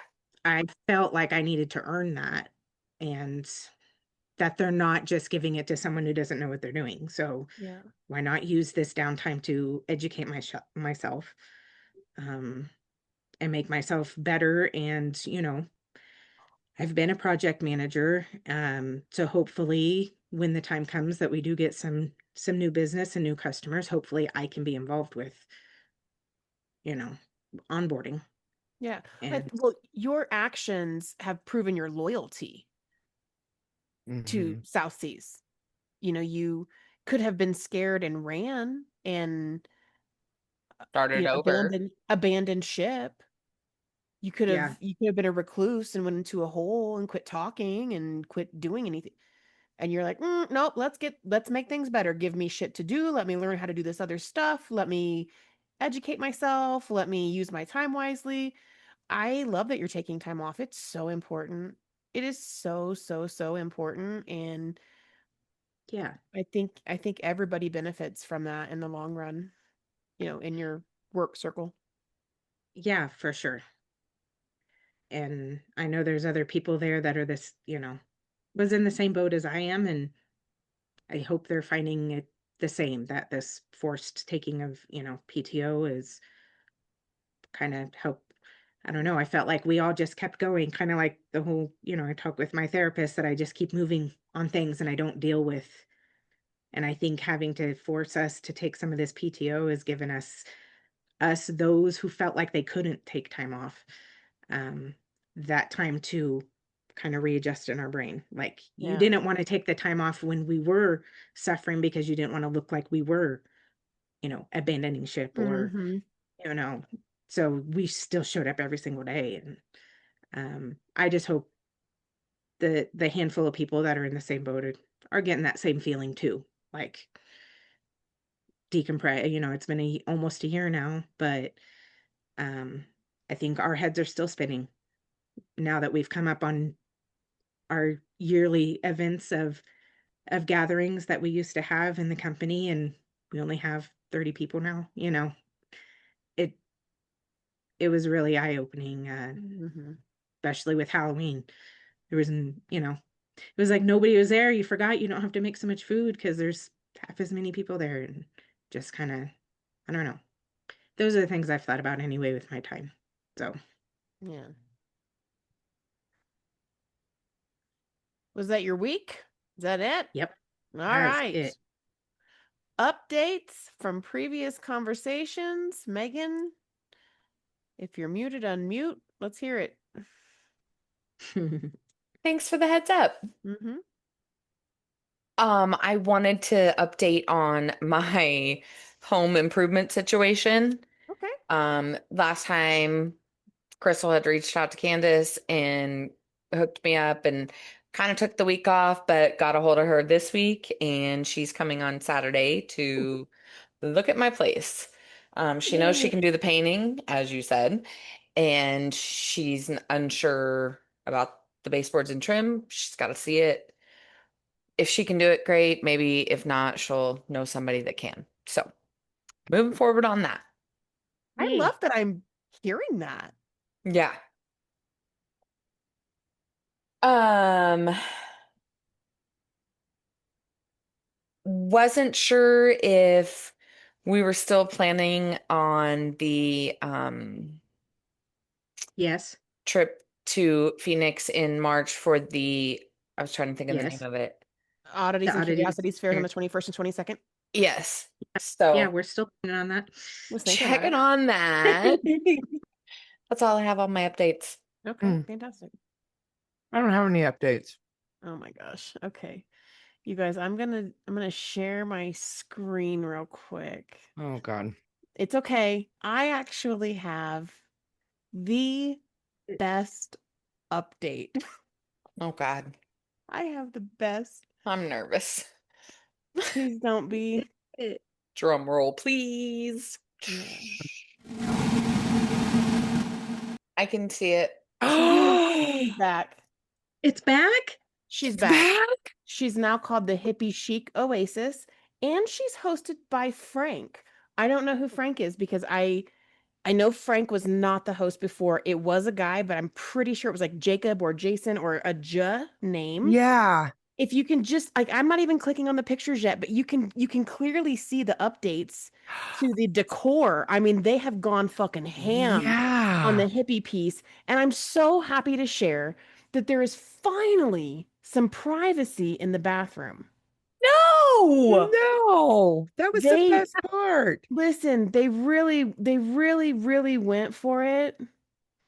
It's Oh, this. And if you can see, I think, Put my microphone over on that one. oh my gosh, I gotta move this stuff over No here. fucking way. Where's my Oh, phone? and they added a little table there on the bathtub. little Yeah, surf they Look, you strip. did. guys, it's fucking see-through. You can see through it. Well, But still no door here. And still no door on the other side. I mean, they tried. How There's about still the no door. upstairs? Did they put kind of Nope. railing or gate? Nope. Still all open. Nope. All they did was add decorations in that flimsy ass I thing. guess not a How lot of. did you It- come across that? I was editing, shocker, and I was looking for pictures to include in our final episode to show how open the bathroom was. I wanted people to see Oh, yeah. how open this bathroom was because of the conversation we had in whatever Yes. episode I was working on. Yes. And I Googled it and it popped up, and I'm like, I literally went to make a reservation to ensure that this is a legit, real, current listing, and it is. Look, they still have the same old ass plants on top that they had when we were Right there. here? Yeah. Oh, Well, I mean, if it came But fully they added decorated, why would they do curtains. it? look, there's a lot of We didn't have plants. curtains when we were there. There's no railing. Yeah. Still That's no where I almost railing. died. We Yeah, had so so much fun. Remember Oh, our I TikTok? loved that place. that's where we started doing Oh, and TikToks. they added a TV in there. We did the That Carol was our They did add a Baskins gaming dance. TV We in area. did the there. Carol Baskins dance. We made up our own right in this frame, right what we're Yes. looking at. Yeah. Yep. Okay, that For hours. That was fun. the Oh, that was such a good update. thank you so much. My heart is so fucking full. I would love to go back there. Well, Have we to- can now. Let's go. Let's go. Let's go. Okay. Oh my God. That's getting edited out. No, it's not. Okay, it'll stay. Kylie, current event or not current events, updates. I don't have any updates. I was hoping I would have one on the DoorDash girl, but she does not go to court until tomorrow. So I'll have an update Oh. next episode for y'all. We'll keep it. Yeah, there has been no news. There's no word if she's done anything or any of that kind of. There Please. was nothing to be found. So hopefully tomorrow there will be. All right. Works for me. Current events, Megan. My current event is very current because I didn't really have anything, but while I was at work today, my boss was like going through his Spotify, and apparently on Spotify today, I don't know, maybe it's been there before today, but you can look at like your history on what you, Wrapped. yeah. It's Spotify Wrapped. That's literally my current event. Yes. Okay, well, I'll let you do it because I know you're gonna do so much better. Let me just say, like, my listening age is 20, which is sad because honestly, it also says that like my favorite album is Taylor Swift because I've been Whoa. like binging Taylor Swift. Wow. Um, We should be doing our Spotify Wrapped together. so No, I don't have one, but I have a sorry. YouTube music. I Anthony listened pays to for 481 minutes of a podcast and it was Crime Junkies. Oh. Oh, yes. That's one of my favorites. But because Taylor was my favorite, She messaged you. she messaged me. Mhm. Oh, Oh, did she? Mhm. That was so sweet of her to take some She did. time out of her busy schedule to message Gotta you. thumbnail that. You What'd know, what'd she say? Oh, she's talking about how she thanks us for her likes and hopes we have a great holiday season. She's got a show coming out on December 12th. did she send you free tickets? Because I think that's what you deserve. Yeah. Also, what I thought was cool about it, it was like it tells you what different clubs you're in. My club is serotonin. not dopamine. No, not dopamine. Serotonin. Your club thrives on good vibes. Members insist on natural lighting. You rarely skip tracks, confirming your unwavering dedication. I'm in great company. Yeah. Oil. Y'all should check out your Spotify Wrap and just maybe update us next week because that was fun for me today. I haven't even checked mine. I just panicked when I didn't have a current event. And it came across my screen and I was like, okay, I'm just gonna say that Spotify Wrapped is out. You did a way better, more thorough job than I did. You have seen your Wrapped. Yeah. I April had to had- know. I was so confused when Mike was going through this shit. I was like, what's he doing? And I was like, let me just sit on my Spotify. And it was there. How long have you even had Spotify? Because you didn't used to have Spotify. I've had Spotify for a very long time. I just don't really use Spotify. Oh. I feel like when Hamilton came out. I was one of my five, my fourth, my fifth, my five, my fourth. 6, 7. 4 and 5. Take that out. Oh my God. Anyway, my fifth place was musical because I've listened to Hamilton on Spotify. But yeah, I'm a Swiftie right now because I'm obsessed. It's so That's my current event. My God. The All right. growth, the change we have seen. My current event, which I'm really excited to share, is about the drunken raccoon that passed out in the bathroom of a Virginia liquor store. So, I mean, it was Virginia. a raccoon entered the liquor store the other day and drank his fill of rum, moonshine, and even peanut butter whiskey. The owner of the liquor store says that, peanut butter whiskey is really good. You should try it.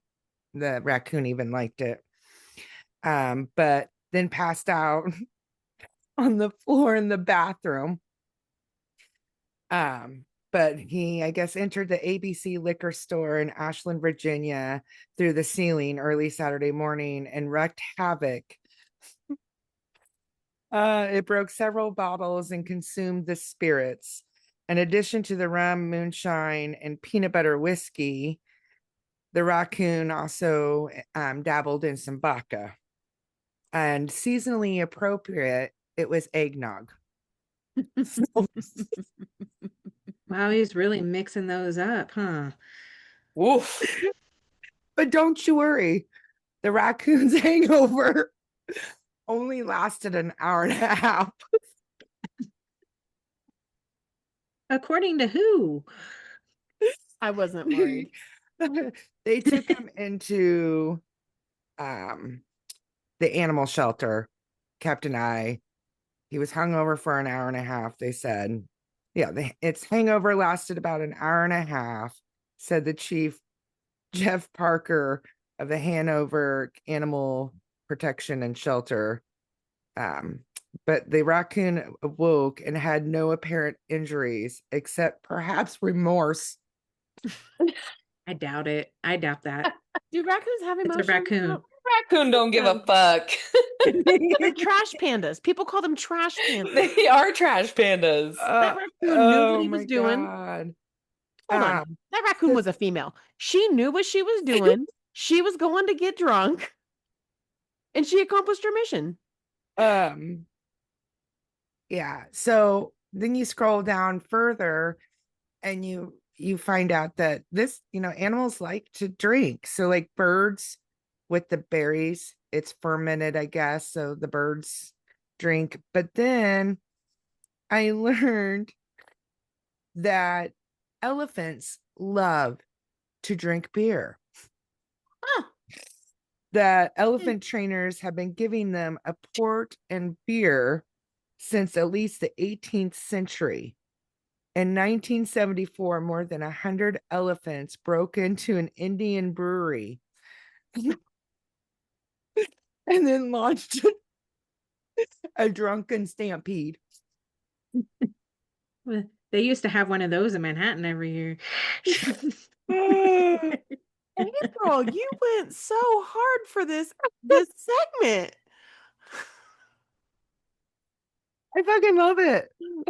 I wonder I how got much stuck beer on the it takes for raccoon a day. getting drunk on peanut butter whiskey and the eggnog. I mean, seasonally appropriate. Seasonally. And his Love it. hangover only lasted an hour and a half. No Well, I mean, injuries, he's a little but some guy. remorse.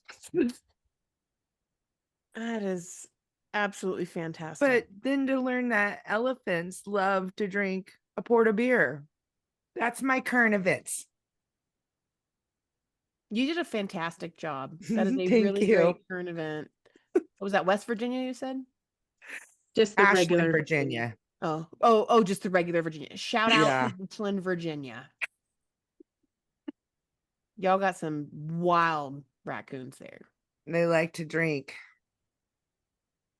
Kylie, you got any current events? Do you? Mine was Spotify Wrapped. Oh, gotcha. Pull That's up your right. wrap. Oh, Where's my phone? Right here.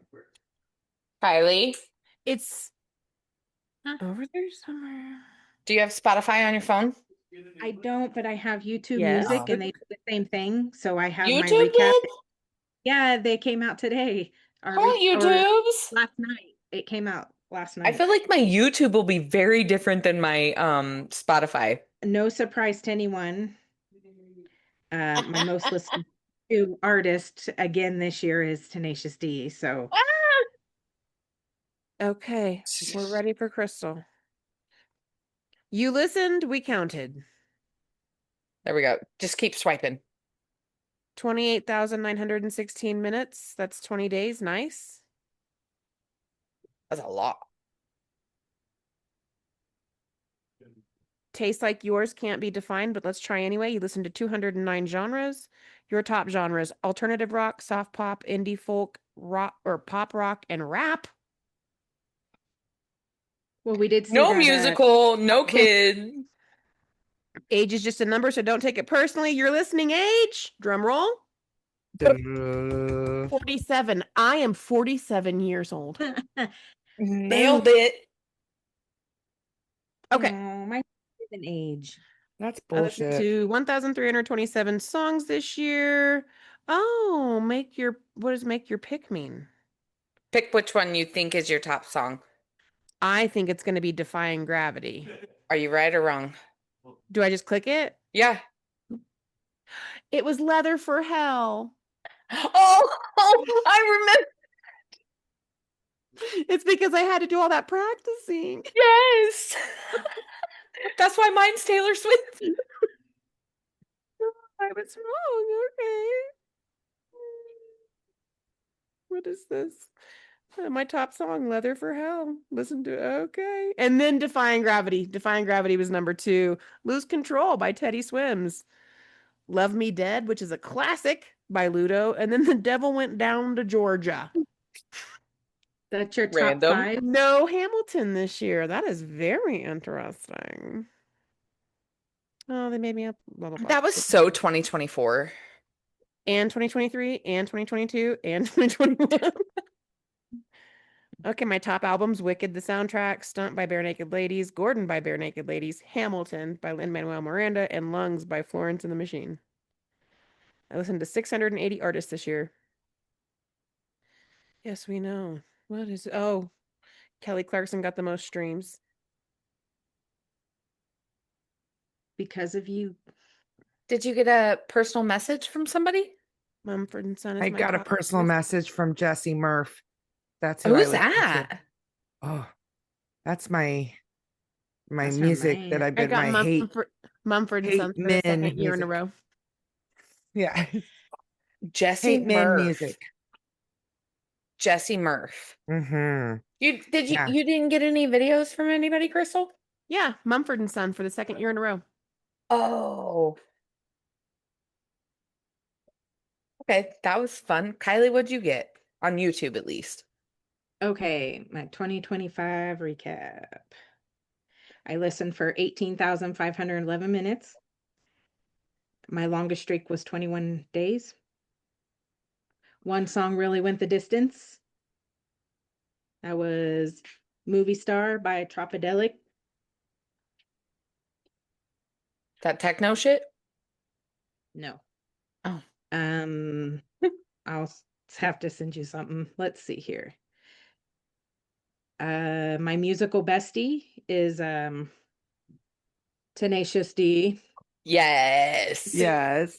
Listened to them for 796 minutes on 80 different days, to be exact.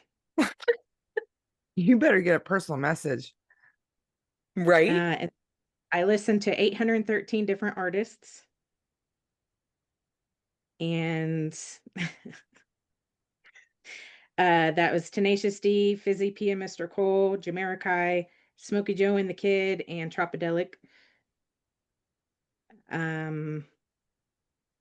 I listened to artists from 36 different places.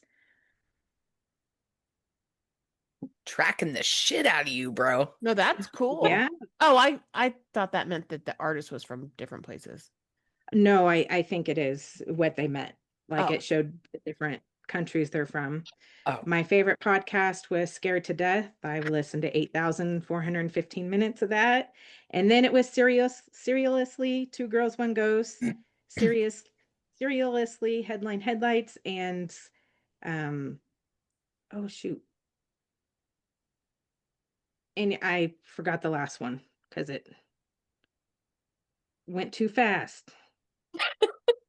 Okay, Scared to Sleep is the other one that I listen to a lot. Okay, I listened to 4 albums. Lottie Dottie by Fizzy P and Mr. Cole, 24K Magic by Bruno Mars, Love. Rise of the Phoenix by Tenacious D, Of course. and House Crate by A-Track. And my taste is indescribable, it says, but these genres do a pretty good job. What a wild trip. that means they're like, there's no word for you. You are trippy. Indescribable is the best we got. We cannot describe it. Let's see. Top artists, number 1. Oh, it already gave me that before. Top songs, Movie Star, Garden, The Highs and the Lows, Finally Moving, and Baby One More Time. The Tenacious D version, I'm gonna assume. Okay. But wait, we're not done yet. Oh shit. Oh, it wants me to ask it questions so it can make me playlists. Oh. Like, was my music more chill or hype than last year? And invent 5 new genres to describe my taste. They're like, we can't. Anyway. You're indescribable. Yeah. They're like, if you really want us to try, click this button. No more clicking. Thank you for the info. No, that's all I just got. thought that was really fun. That's I was not as able to- good as the Spotify ones, though. I think the Spotify ones are better. But Tenacious D has always been on my top list. I guess it moved from Spotify over to YouTube Music. No matter where I listen. Yep. You can Gotta take the do it. girl out of Spotify, or wait. Nope. That one doesn't fit there. That was fun. I'm glad we got to do that. Not sure where we were, but I think on Kylie with current events. Yes. Okay, so mine's a little darker than y'all's because I mean, I don't know if I can outdo the I feel like I know what you're gonna raccoon say. story.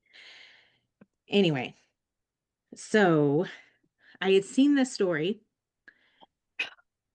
and it takes place in Las Vegas. So Las Vegas, November 18th, just after sunset. Traffic is stacking up at the intersection of Cheyenne and Jones. A normal workday rush, people heading home, families in their cars, nothing unusual. And then a silver sedan appears in the distance, flying almost 100 miles an hour. Witnesses say they barely had time to register what they were seeing before the car plowed through a red light and folded into a line of vehicles ahead. A 12-car chain reaction of metal, glass, fire, and screams. At the center of it all, a 19-year-old named Jose Gutierrez slumped over the wheel. Next to him, his girlfriend, 20-year-old Adeline Duran Ricon, who prosecutors later revealed was pregnant. Hmm. 2 people dead, others fighting for their lives, a city shaken. But then came the part that turned from a tragic accident into something darker. Investigators pulled surveillance video, and prosecutors say that what they saw was unmistakable. No swerving, no braking, no attempt to stop, just acceleration straight into traffic. Almost immediately, rumors started swirling. Some says Gutierrez had a medical emergency and that he suffered seizures before and blacked out behind the wheel. Others say that it was something more sinister, a lover's quarrel, a crime of passion, maybe even a planned murder-suicide. Online, the theories got even messier. Claims of a state cover-up, bad DMV oversight, secrecy around his medical history, and a government desperate to avoid blame. Imagine that. But prosecutors insist the simplest explanation is the real one. This wasn't fate or a seizure or a moment of bad luck. It was intentional. They've charged Gutierrez with open murder, attempted murder, and battery with a deadly weapon. And some of the most serious charges, those are some of the most serious charges in Nevada law. Now he sits behind bars without bail. The question remains, why? What happened in that car in the moments before impact?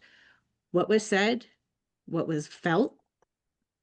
And what really drove a teenager to barrel a car into 12 others on a Las Vegas street? Those answers may still be buried in the wreckage. When was this? November 18th. Oh, I didn't hear anything about this. well, of course. Well, of course not. How old I was saw him 19. And he's sitting in jail. Yeah, the Why aren't 20-year-old we and her baby asking died? him? the 20-year-old died. His pregnant girlfriend died. Hmm. And did anybody else die that he barreled his car into? Or just those two? Yes. Yes, one other gentleman died. Actually, 38-year-old Edward Garcia. Just somebody who was Sev- in that area. Several others were hospitalized, and at least one other person remains in critical condition. Yeah. Yeah, no, I feel like I'm leaning towards he was angry and pissed and And there's lots of rumors. Some of them were even like he was upset that she was pregnant in the first place. I'm sorry, but 19, you still don't think right. You still think no. childishly and selfishly. You're a child still, but I'm not excusing this at all whatsoever. But I'm just, the part with the true crime is I always try to put myself in that mind frame, which is dumb because if you don't think like that, then, but it's just trying to understand it and just knowing that they still have that childish reaction or behavior. Like, why would you just drive straight 100 miles an hour into 12 other cars with 12 other families in these cars, killing somebody out because you're throwing a little tantrum, probably. That's what it That's sounds like to why. me. I I mean, don't they're believe the medical young and thing, dumb. but it brings No. up other things of if he does have a medical condition, why does he have a driver's license? Like I worked with somebody who had a seizure and they took her license away for 6 months. And she had to prove that she had not had another seizure in those 6 months before they would reinstate her license. So if he was known to have seizures, what's up with that? Mhm. Not Yeah. true. I Mhm. mean, Yeah. that's terrible. Absolutely terrible. Yeah. So a little darker than, I guess we'll see what happens. yeah. So maybe there'll be some updates. I'm sure there'll be updates on that one because Sure. it just happened. Let's pause for the cause and hear a word from our sponsor. The Plantbrella, a colorful umbrella for outdoor gardens and potted plants, designed to help protect your plants from the intense, direct sunlight, heavy rain, hail, and frost, while allowing some light and rainwater to gently pass through to your plants. The Plantbrella is not only a colorful piece and decoration for your garden, but is an effective way to keep your plants safe, hydrated, and live longer throughout the garden season. Plantbrella, we got you covered. I my forgot to goodness. tell you guys that I got all my Christmas shopping done. April, Dang. stop bragging. I'm not. I'm just kidding. Bitch, yes, you are. And you should be. I'm excited. Now That's just the awesome. wrapping. I don't Yeah. have anything for what's cooking, good looking. All right. I made homemade chicken noodles. It was really good. I did it in the crock pot. I slow cooked the chicken yesterday in cream of chicken soup and chicken broth and seasoning. And I slow cooked it for like 6 hours, and then I shredded the meat. But while I was shredding the meat, I put in celery and carrots and the egg noodles. And then, yeah, I put the chicken in and let it cook for another hour in the crock pot. And oh, it was good. We had it again for dinner tonight. Leftovers. Love that. Yes, that's my cooking. My good looking cooking is very similar in that it is a crock pot, easy, dump the shit in and turn it on, and you've got it. It's my official welcome to soup season, and that is the loaded baked potato soup that I Oh, learned on TikTok. I brought her up in another episode that we did. It's Mississippi Queen's recipe. So fucking simple. So simple. You buy a bag of frozen diced hash browns, right? Like there's lots of different hash browns. Get the diced little potatoes. You could even do O'Brien if you wanted some onions or peppers. That would be fine. Um, a a container, 4 cups, just one thing of chicken broth, a big family-sized can of cream of chicken soup, 1 bag of bacon pieces, bacon bits, if you will, but don't get the imitation ones. Get the real pieces of bacon. Doesn't matter how they're chopped, but get some real bacon. A regular, I think it's 8 ounces of cream cheese, just 1 container of cream cheese. In a either half of a shredded bag of cheese, or I like to do my own, so a small block of probably sharp cheddar, whatever kind of tang you're looking for. Easy peasy. Just throw that shit in the fucking crock pot, turn it on for 4 to 6 hours on high or 6 to 8 hours on low. Really, really delicious soup.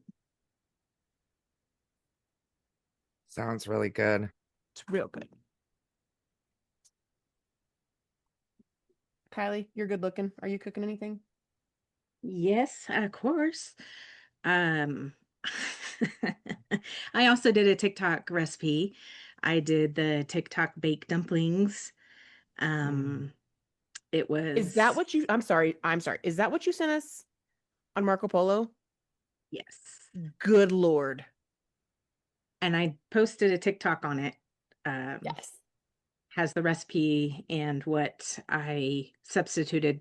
I just can't follow a recipe. I always got to do something different to church it up, So, but it's also very easy and throw together-ish.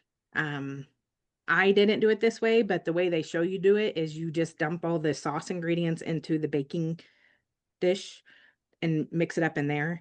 But I wanted to make sure it was mixed the way I wanted. So I mixed mine in a bowl. Okay. I was okay with washing the extra dish, but it's a can of coconut milk. It asked for curry paste, but I didn't have any. And they didn't have any at the store. That section was pretty picked over. So I got a jar of butter chicken sauce instead. And used half a jar of that. And then some, like, the ginger that's already ground and that's in the tube. So I just used a squeeze of that, and what was it? Some like a couple handfuls of spinach, and you just mix that all up in there. Oh, soy sauce. I didn't have any soy sauce, so I used ponzu sauce. Just mix it all up in there, and then you take frozen uh wontons or pot stickers, however you want, dumplings, however you want to call it. Dumplings. Yes. So I had veggie ones on hand, so I used the veggie ones, and then you just bake it, and we served it over rice, and it Yeah. was really, really good. I think I'm going to Looks try it so again good. with peanut sauce instead. I think that would be Do a good. do a chicken wonton with peanut sauce. I made this again the next night because it was that good. And I used shrimp. Because I used the other half of the jar of the butter The chicken. butter chicken. It was really good. But yes, I will Mm-hmm. try the chicken with the peanut. Mm. Yeah. It Mm. was really good. It seems like something you can switch up the flavor however you want. Like Mhm. if you don't. Mm-hmm. But the coconut milk was great for us because Anthony's lactose intolerant, so didn't have to worry about the dairy issue on and it made it creamy. So, and it didn't like wasn't overly powerful coconutty at all. Like, which is what I assumed it was going to be. It really wasn't, but it was really good. So And that's what you could likely use whatever milk you like, oat milk, soy milk. Almond. you might be able to, but I think the reason why it called for that is because the most Indian food, it's kind of like an Indian style dish, and they actually use a lot of coconut milk in their Okay. Okay. for their creamy ingredient. So stick to the coconut milk, Megan. Megan, you got any movies or documentaries? I do. Yay. This might be old because I was bored. But I watched a documentary called Bakersfield 3. Um, I do this every time. I'm pretty sure it was either Hulu or Netflix. Sorry.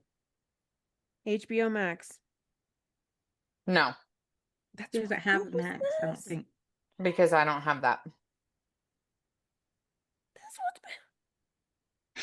what's Where can I watch Bakersfield? Like I said, it's kind of old, so it might have been out a long time ago, and I'm just now watching it. I mean, it's literally, it lists everything. HBO Max, Philo, YouTube, Hulu, Sling TV, Amazon Prime. Hulu. Hulu. There it is. Okay, so The Bakersfield 3, A Tale of Murder and Motherhood on Hulu. Yes. Say that. Yes. Thank you. You say it. Say it.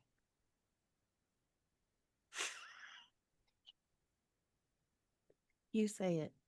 The Bakersfield 3, A Tale of Motherhood and Murder. But I actually think it's The Bakersfield 3, A Tale of Murder and Motherhood On Hulu. on Hulu.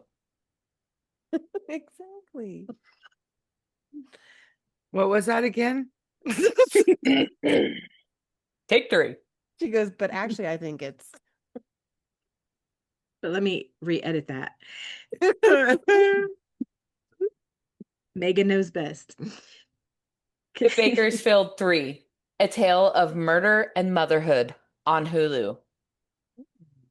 Sounds Did you interesting. catch that, April? Was that on Paramount?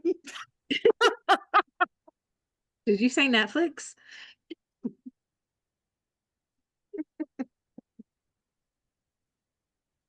Why do I love you, bitches? Okay. Is it good? That show's on Showtime, right? No, HBO. Oh, It shit. is on HBO Max. I'm getting It's on all of. Check your local streaming devices. All right. That's really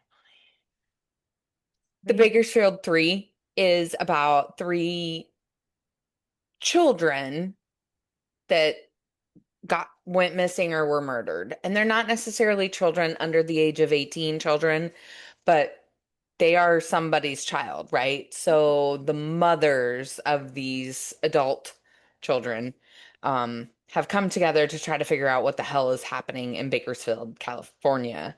Okay. Um, so a 38-year-old man goes missing. His name is Micah. He goes missing. His mom's trying to find him. Like, what happened to him? He's like in the tech field, like he's doing really well. He lives in Bakersfield. They had moved up north in California. Find out that he is missing. They're trying to find him. Then there's another guy named James. He goes out to have a cigarette and ends up being murdered. Nobody can find him or find out why he was murdered. So it's his mom. And then eventually this girl named Bailey, she also goes missing. And so it's her mom trying to find their daughter, Bailey. And apparently Bakersfield is a small but large community in Northern California, is what I get. So they start talking and they're finding out that they might have been in like the drug scene. Micah had gotten hurt, even though he's 38, he's straight, like he's straight laced. He's not in the drug scene normally. Apparently, he had gotten into an accident, gotten prescribed some Mm. um pain medication, Opioids. and then the law changed and he couldn't get what he needed, so he was maybe being a little sketch. Same situation with James, different kind of family upbringing, but kind of the same situation. He had a daughter though that he tried to be like good for, but he kind of got hung up. And then Bailey was unfortunately just kind of all over the place looking for love in all the wrong places with these guys that might not have been good for her. Um, and they all kind of mesh, but don't always mesh. So they called them the Bakersfield Three. Um, it's a really, really good series. I think it's like 3 or 4 episodes. Mm. They talk about Micah in the first one and how he's missing. And then they talk about James in the second one and how he has been murdered. And then Bailey, who is also missing, and the moms and how they come together and they're doing more than maybe the Police. police. Uh, there is the sheriff that's been on the case the entire time. He's on the documentary as well, and he's very open and honest. He's like, we were doing things. We just couldn't tell them what we were doing. And they were still gung ho on figuring it out. And through social media, they were able to talk to one another finally, the moms, um, and also start kind of talking to people in the community who knows what do they know. They have to know something. Um, so a boyfriend of Bailey's, the young lady, his name's Matthew Queen. He is eventually found to be like part of what had happened to Micah. Oh. It's like he had a kind of sitch with Micah because he thought Micah was interested in Bailey because Micah and Bailey were friends. But really, Bailey was just kind of a lost soul, and this Matthew Queen was like 40 and she was 20. And so, and he was into bad shit, um, drugs, and all three of them were kind of in drugs Yeah. ish Yeah. for different reasons, I guess you could say.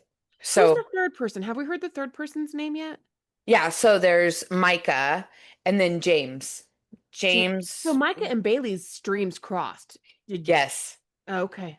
I need to shut up. Okay. James is kind of an outlier. They can't figure out how their paths cross. They don't think they ever have. They do believe that James was just part of that kind of like drug world that Scene. Matthew and Bailey and all of them were in and just Yeah. kind of got caught up in it.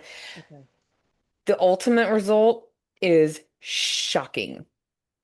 So the DA finally charges Matthew McQueen, the boyfriend of Bailey, Mhm. of murdering Micah, Okay. as well as Bailey, who has not been found.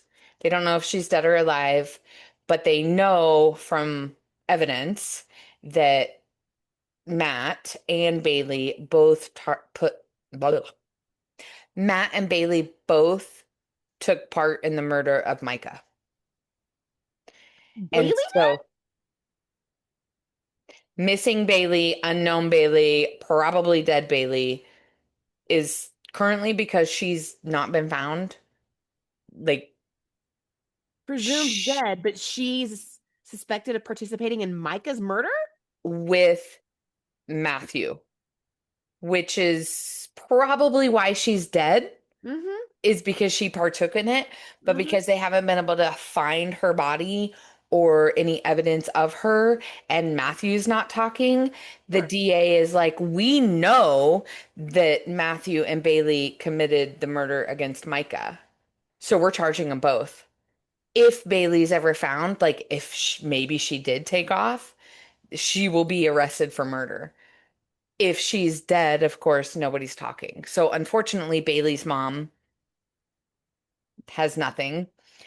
Micah's mom, unfortunately, they all kind of banded together, but now Micah's mom's like, I have some sort of feeling because Bailey Your might have kid been killed my involved. kid. However, they do believe that Matthew killed Bailey also. I mean, Sure. they just can't prove it or find her. So, and then poor James's mom, they still, they believe it's kind of all intertwined. Like he was kind of in that same drug scene, but they don't know how. So his went pretty much unsolved. But they don't think that Matthew killed him necessarily. Right. Wow. I've never heard of this. Bakersfield 3 on Hulu. Check it out. Wow. Interesting. I did not watch any new documentaries. I started the documentary that you mentioned, Megan, Don't Date Brandon. I started that, and that's wow. Yeah. That's a lot to wrap your head around. Yeah. So, What comes after Don't Can Date Brandon? can I give just a quick update before you go, Crystal? Sure. I wanted to say the last time we recorded, you guys talked about the Beast in Me. Yes. yes. So I am one episode away from finally figuring it out.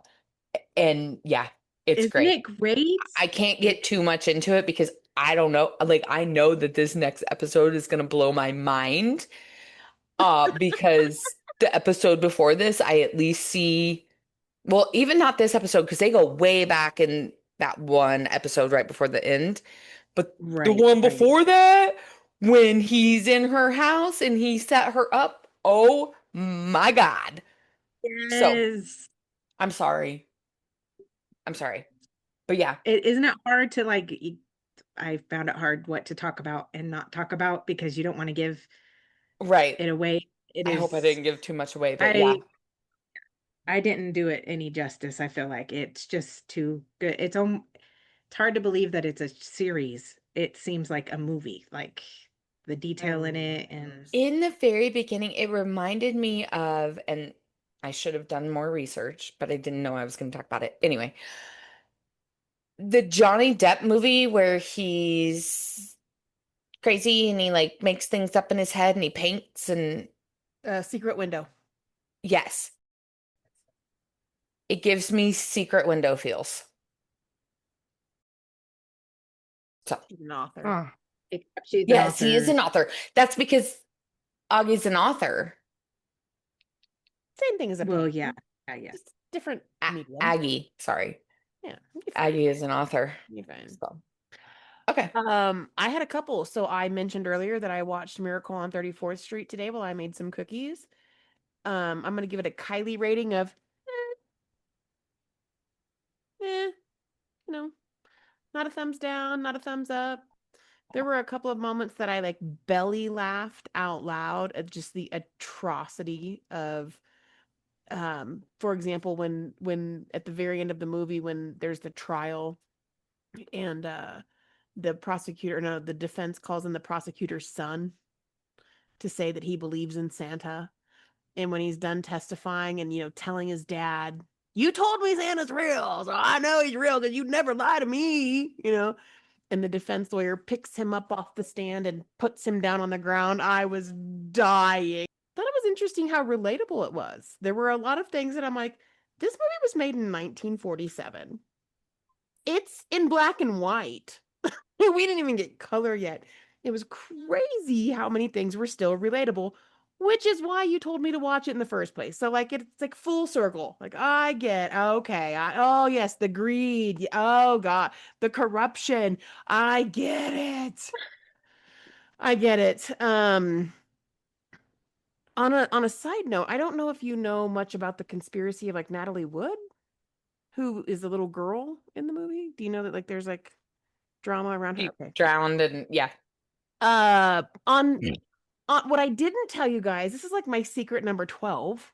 On Thursday, Thanksgiving, I did something I've never done before in all of my 47 years, and that is I went to the movies. I've always wondered about those people who go to movies on holidays, and then I became one, and I get it. I totally get it. I went to see Wicked for Good. Now, last year, I went to see Wicked on the Black Friday, the day after Thanksgiving. This year was so low key. I mentioned that Chad was here with Ollie, the day before and that day, and we ate and it was great. And then they went to his sister's.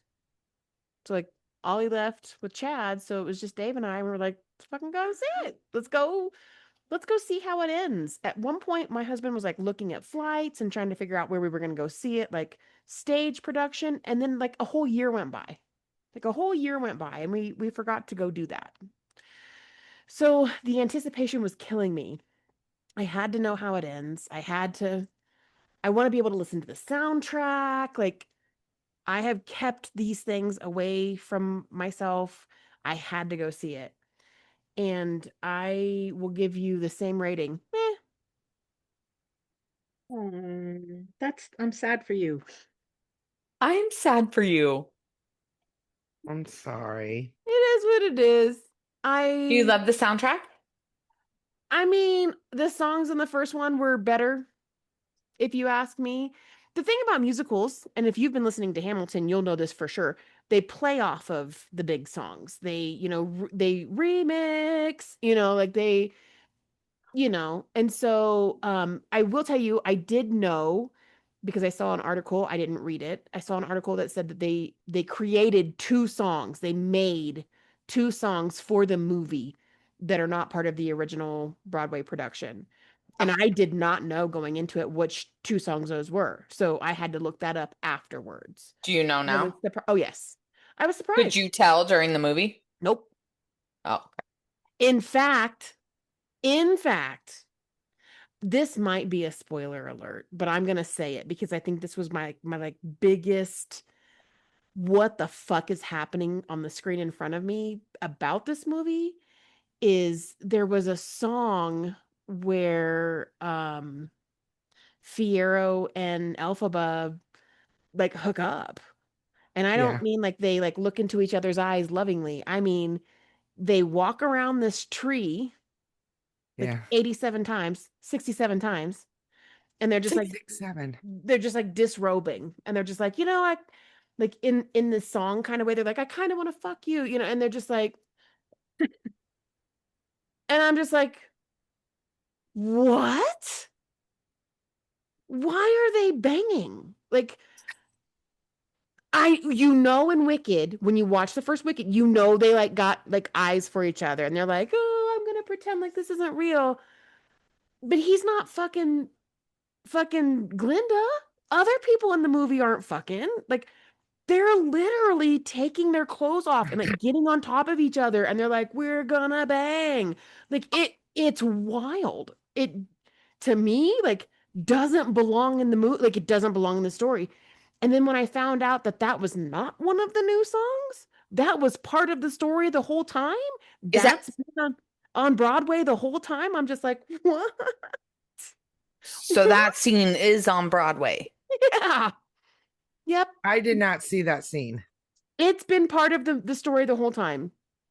It's been part of the story the whole time. The song, whatever the fuck song they're singing during that, has been part of the story the whole time. One of the songs that got brought Maybe up, the song, but not the fact that they're fucking around the tree. it's part of it. Haley told me that was like her favorite part. She couldn't wait to see it. Oh. Well, I can't wait to see the second part. I'm It's so part of it. confused. It's part of it. Anyway, I didn't hate it.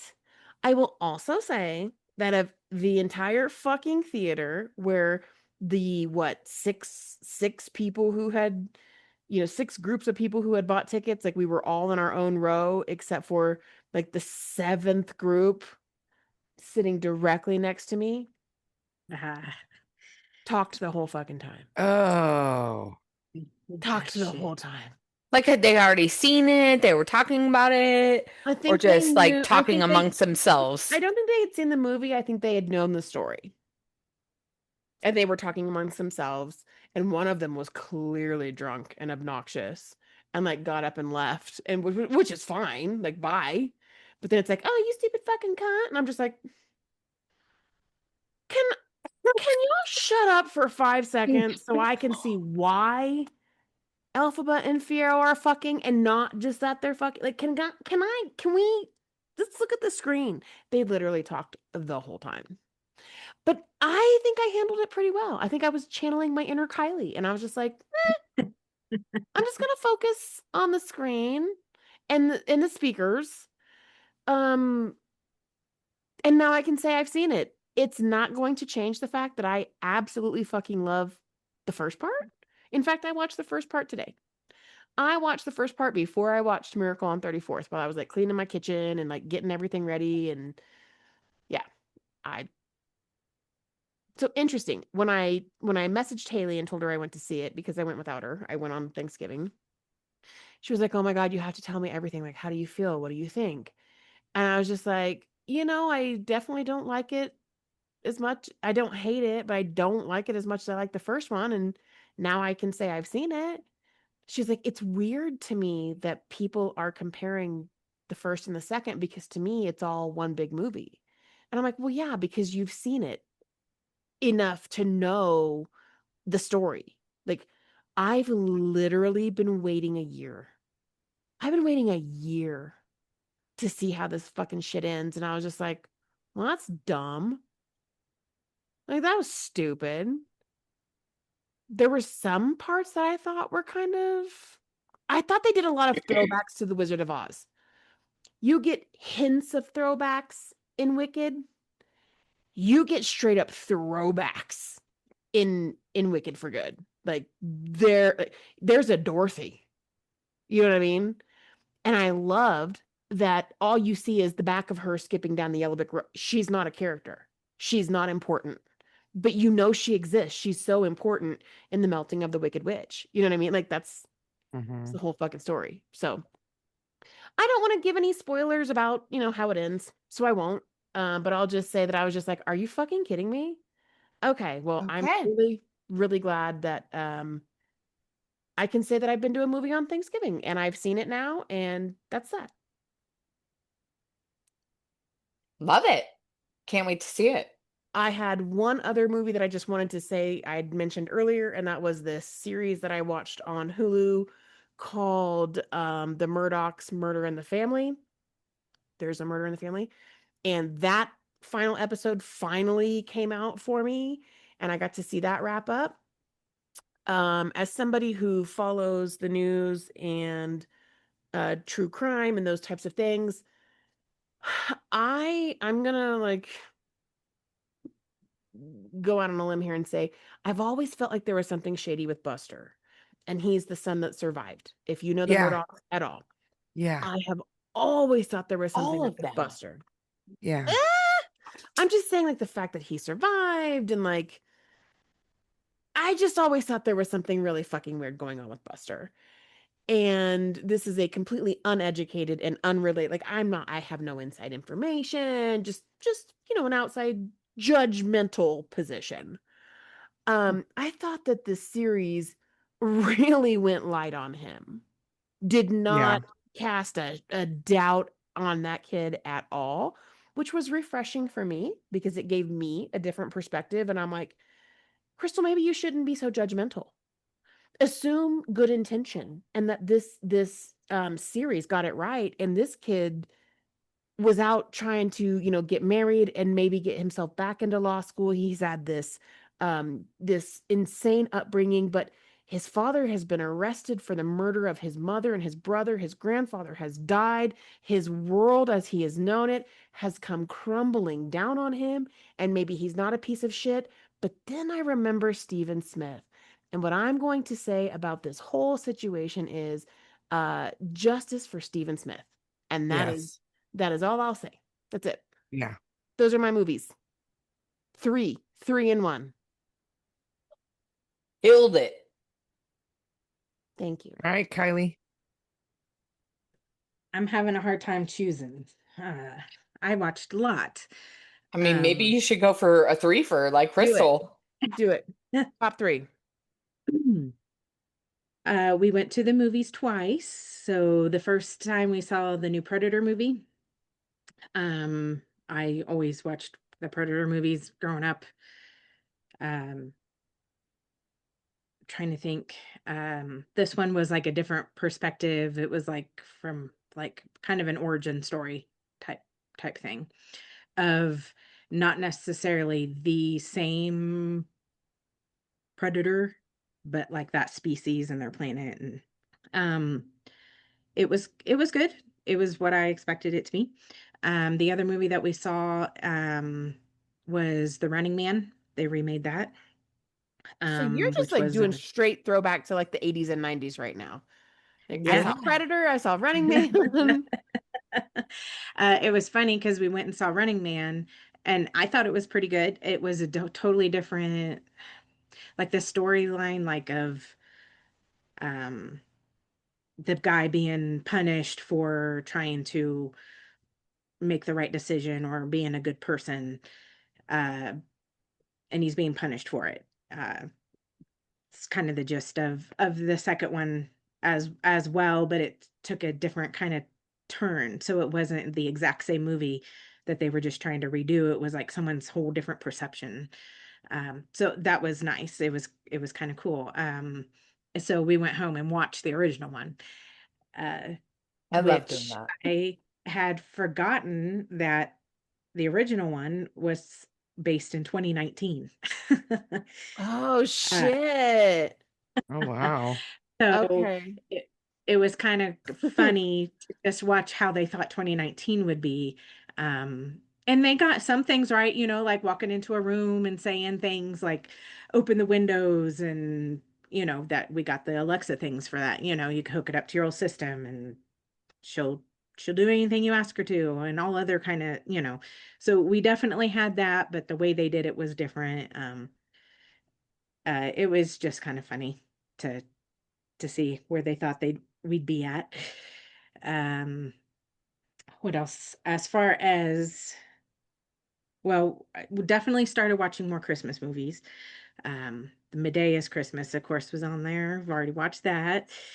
Um, I haven't gotten to my yearly one, which is National Lampoons, so Wow. I'll be watching that soon. Um, what did we watch? It's the new Alicia Silverstone one on Netflix. Uh, Something about Xmas, as in Yeah, yeah, EX. yeah, yeah, yeah. I That, just saw. yeah. We watched that one, and it was pretty good. Alicia Silverstone still cute as she was in Clueless. Mm-hmm. Um, she's just cute. I enjoy watching her. But as far as documentaries, um, I thought one of you had mentioned watching The Perfect Neighbor on Yes. Netflix. Yes. Mhm. I watched that. That was crazy. Yes. That was crazy. Yeah. I kind of like, even though it kind of made me a little dizzy, I kind of liked the everything was from like the police Mm-hmm. There's a news lot. Mhm. clips, Mm-hmm. and it made it more real. And like Mm-hmm. you can't make anything up. It's all there. That lady was freaking nuts. And it made me think of so many different people in my life that I'm like, I could see that person Mm-hmm. finally flying and doing something like that, and then wanting to make themselves the victim instead of you just The person that's shot, dead. Yeah. yeah, shot blindly through a door because someone wants to come and defend their child that you just threw something at. Like, mama bear, you should have been Mm-hmm. scared, but there was no reason to pull a trigger Yeah. at all. You had just called the cops. Like, you had Mhm. just, like, it was just, it's very heartbreaking. I just felt like the only thing I was going to mention was like I thought it was such bullshit when she was literally like, "Well, then go get your mom." Like the kid was doing whatever he did, and instead of her walking over there and saying Mm. to the mom, like, "Your kid threw his things at me," or whatever, she told him, "Go get your mom." And then as soon as the mom came over to confront her, She shot she her. got killed. Yeah. Yeah. It was Like, terrible. she wouldn't open her door for her. She like, okay, It was here. terrible. She knew who was coming to her Yeah. house. Mm-hmm. Yeah, it was, yeah. I'll tell you what I liked, what I really liked about it was the body cam footage in particular, how cool I thought the cops were, how relatable they were to the neighborhood on the multiple times that they went out there. Cops, I'm not a fan of cops in general. I don't hate them. I don't think they're all evil.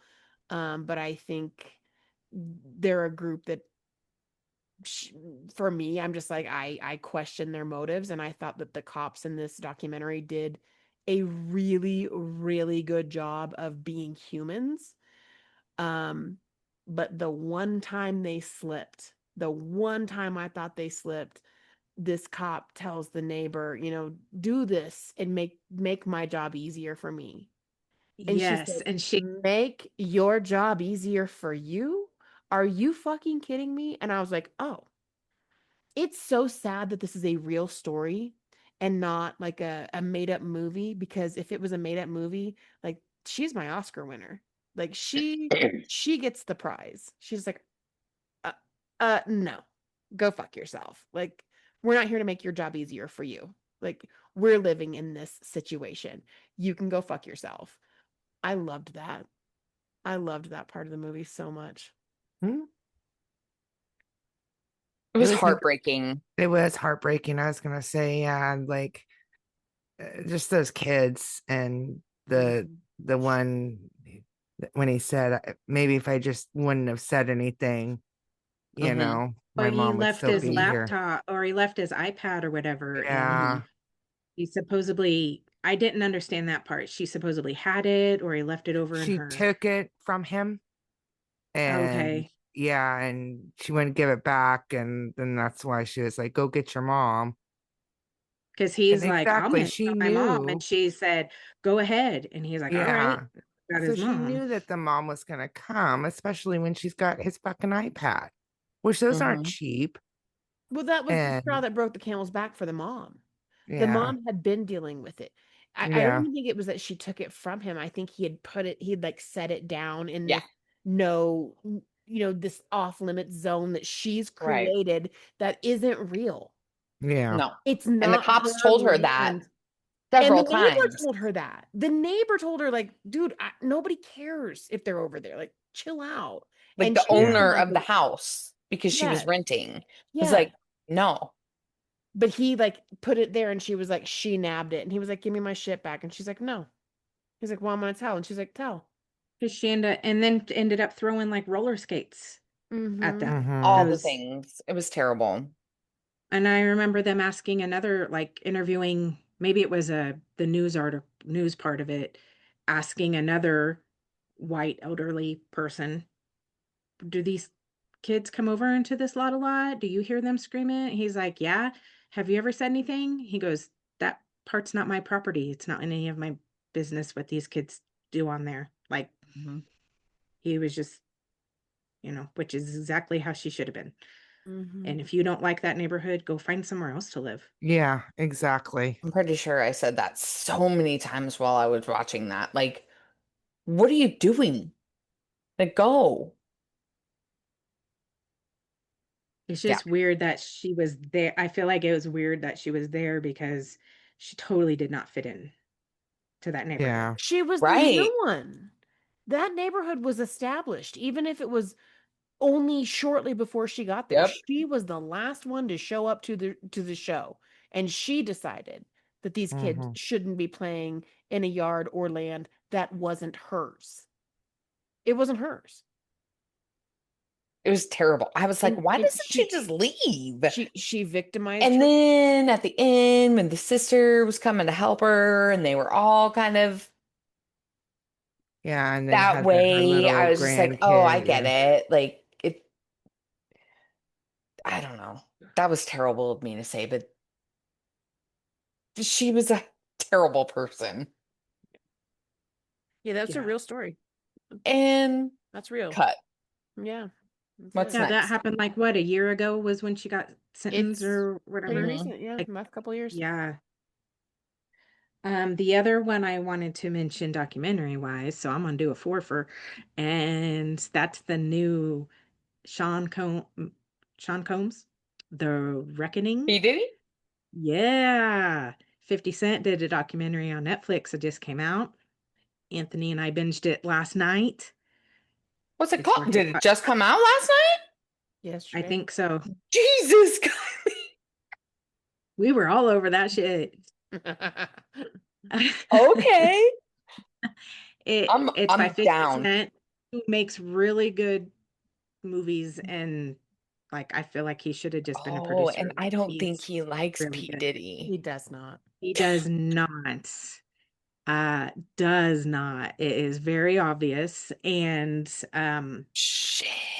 a lot of stuff. I did. Even Anthony was like, "Wow, I didn't know all of this." Especially the whole they talk a lot about the Tupac Biggie situation. Oh, And yeah. then they go into a lot of detail on that from beginning to end, like how they even used to hang out and chill together. Um, I had no idea how deep into it P. Diddy was. Like he was, then it kind of unfolds and you get to see, um, and you just know. I mean, they pretty much have said, I think towards the end, they were like some guy who was his business partner. I think he owns 25% of the Bad Boys records. He he's still alive, but he's one of the few. Anybody who has associated with P. Diddy is either dead or in jail. Like, um, they, what was kind of cool, and they didn't show a ton of it, but they did show enough.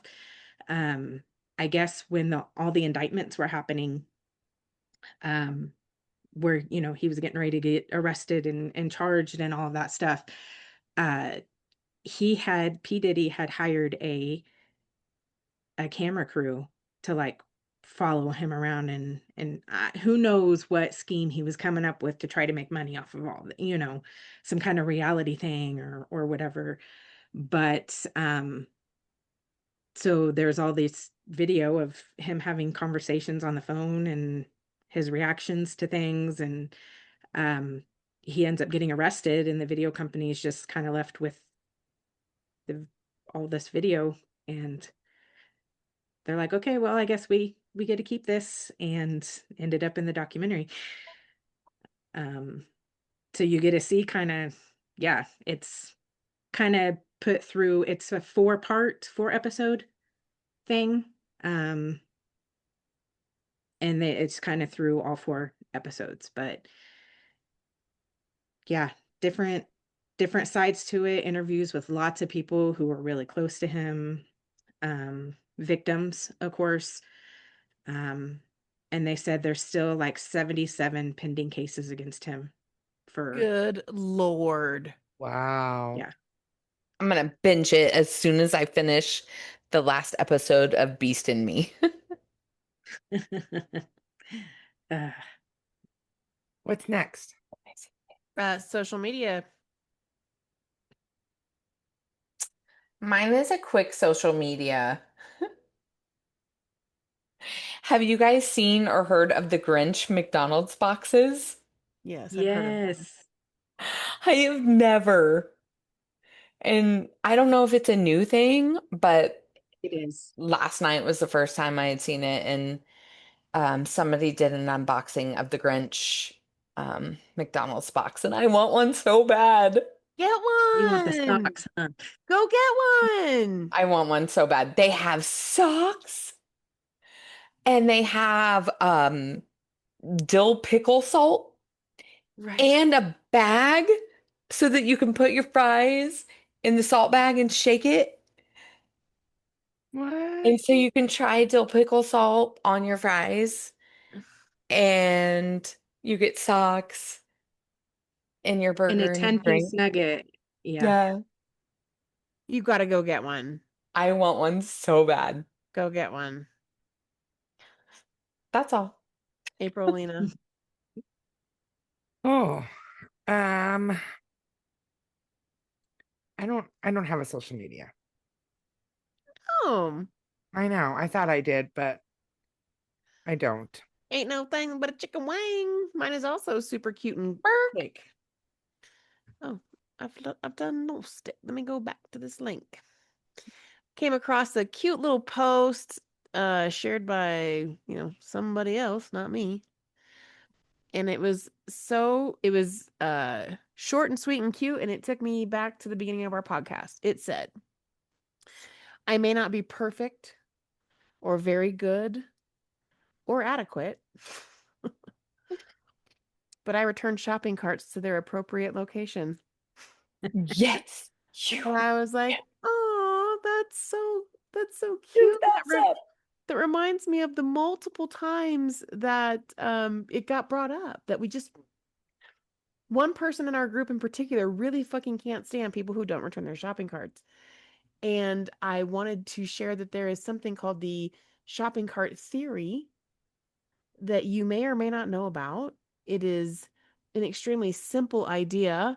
It's the concept that says a person's decision to return a shopping cart is a test of their moral character and the capacity for self-governance. There is no rule that says you have to return your cart.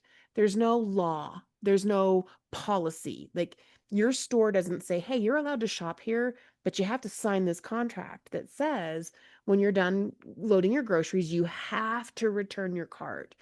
So the physical action of returning your cart is an example of if you can govern yourself.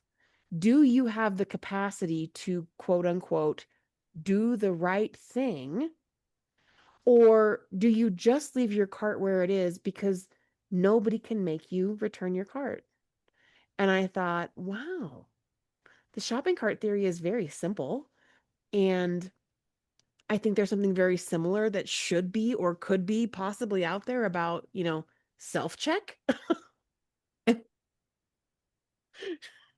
And I'm really excited to start hearing back from people about their ability and interest and decision to or to not use self-check and return their shopping carts. Do you think it's like one and the same? Like, you don't use self-checkout because you want somebody to check you out, and you don't return your cart because you're like, somebody will do it for me. I think it's very similar, even if it's not precise. Unless you're at Aldi's and you want your damn quarterback, you'll take that cart But there's back. a reward. That's not part of shopping cart theory. Shopping cart theory is specifically there's nothing that forces you to do it, and you don't get a reward, and you don't get punished if you don't. You don't get a Right. reward for doing it, and you don't get punished for not doing it. So can you govern yourself? Can you make yourself do something without a reward and something you are not forced to do? And there is a fraction of people on this planet But that cannot. think it's somebody else's fucking job. It ain't my job to put it in the corral. I don't get my quarterback. I don't get anything. Why would I? Those people Yeah. exist. And they're fucking Oh, yeah. scumbags. So Yeah. again, we go back to the original post. I may not be perfect. I might not be good. I might not even be good enough. But I do put my shopping cart back. That's funny. I need to remember that. Kylie? You're welcome. My social media, I have someone that have followed. I think she kind of started in June or so. I started following her. She was a food addict, which I see myself as a lot. And she's lost like 190 pounds. And she will do whatever it takes, basically, never to gain that weight back. And that includes little tricks or the newest fad or whatever. And she has this little thing that she came up with. She calls the 3-bite banger. So if basically if you're super craving something, you shouldn't be eating it, it's not good for you. Her thing is that she will 3 bites. so she'll go to Burger King, get a Whopper meal or whatever, because she's craving a Whopper.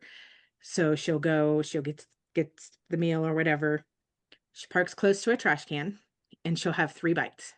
She gets 3 bites of her Whopper, 3 bites of fries, a couple sips of her drink, and then that's it. That's all you really need. Like, you know what this tastes like now. You don't need to finish the rest of it. You get it out of your system, you get out of your car, you throw it in the trash, and you've had your little cheat or whatever. And she hasn't been doing a lot of those lately. Well, she came up on my feed today doing the McDonald's the Grinch Happy Meal. So she did a little unboxing of that because someone said, "Hey, I want you to do another one of your 3-bite things." So she starts to do it. She does her unboxing of it. Talk about how cute the socks are, and she did the little, she shook up her fries with the Grinch seasoning, and she eats 1 chicken nugget, and then things kind of turn. And you see that she's getting kind of emotional. Well, about a week ago, she just lost her sister, due to basically she was also a food addict. She weighed about 400 pounds, and she passed away due to being overweight, obese. So I think it was just a whole why she's doing this. It all kind of hit her, and she posted anyway, which I think is great. And another thing why I really like this person, she'll probably, most people would edit some of those type of things out, and she just, she's very real. But it was just very sad. She's like, so the whole reason why I do this is, her and her sister both grew up with a terrible childhood, causing a lot of mental issues because of that. A lot of people, turn to things that make you feel good. Food is a very popular thing to turn to. And, some people they just go into that downward spiral. And her and her sister were both going there. And then she got to that point where she's just like, I have to do something. I'm going to die before I'm 40. So, and she did. She worked really hard, and she will do anything she can to keep that weight off. And so I think she just was kind of like, so this is why I do it, but I can't even do this. I'm going to eat my 1 nugget. I have my 1 bite of fries, and she got out and threw it away. She's like, I can't do it. This is the whole reason why my sister Wow. So it was just very sad and kind of just shed a light. And she really went into, you know, people who overeat. It's not because, or people that are overweight. It's not because you're lazy. It's not because of all this stereotypical things. Like, it's a true addiction, just like anything else, like drugs, like alcohol. Food is something that you need. It's the hardest thing to get over if you're a food addict. You have to nourish your body, and just being able to have that, I don't know, mentality of to eat to nourish your body instead of eat for comfort. And so unfortunately her sister passed because she just couldn't win that battle. So Yeah. but That's sad. yeah, I was very sad for her, but proud for her too, for Yeah. going ahead and posting it like this. This is my 3-bite banger video that y'all requested, and I just can't do it. And here's the reason why. I Do you still remember what think you were saying? it's nice that she does the whole 3-bite banger because I think that's just as helpful to people that are eating 2 Happy Meals. Oh yeah, that You know, idea, Yeah. the whole idea the is whole idea brilliant. is amazing. So, So many people talk crap about that though. They're like, look at all that food you're wasting. There's starving people, and go fuck. her response is the best. It's regardless of if I eat this whole thing or throw it away, there are still starving people. Yeah. And It's either this going in is what my I belly or it's going in the trash.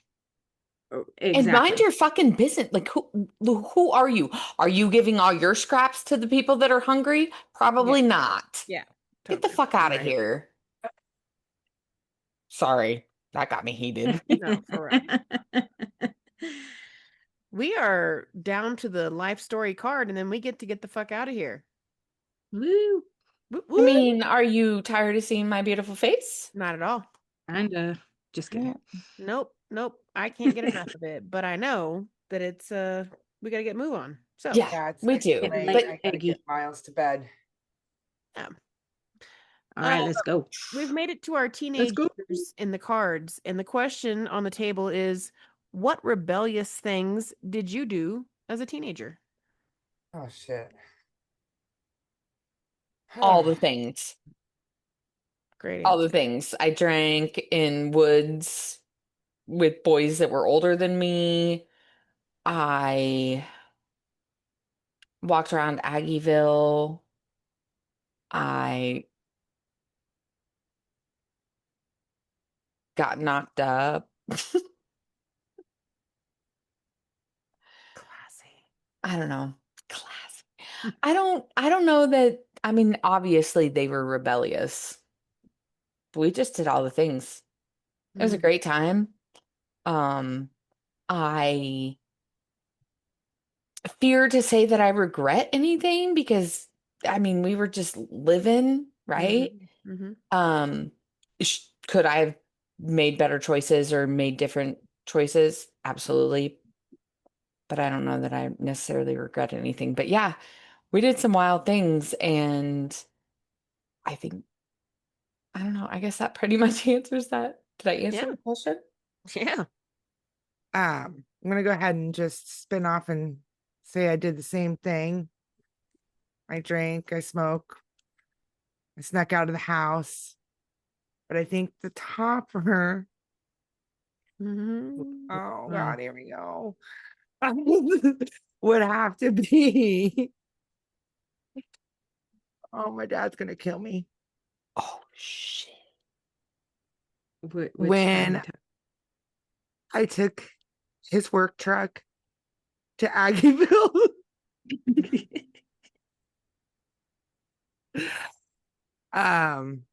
Yeah, Corey Reed and I wanted to go to Aggieville, and that was our only vehicle. And my parents were in Branson for their anniversary, and we had a sitter, but she obviously didn't do a very good job.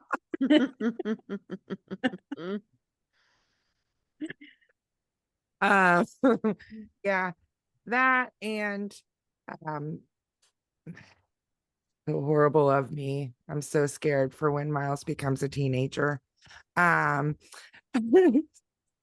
my dad got a brand new Chevy truck. I think I was a junior. Maybe this was my senior year. I can't remember. But yeah, I took his truck and got a speeding ticket.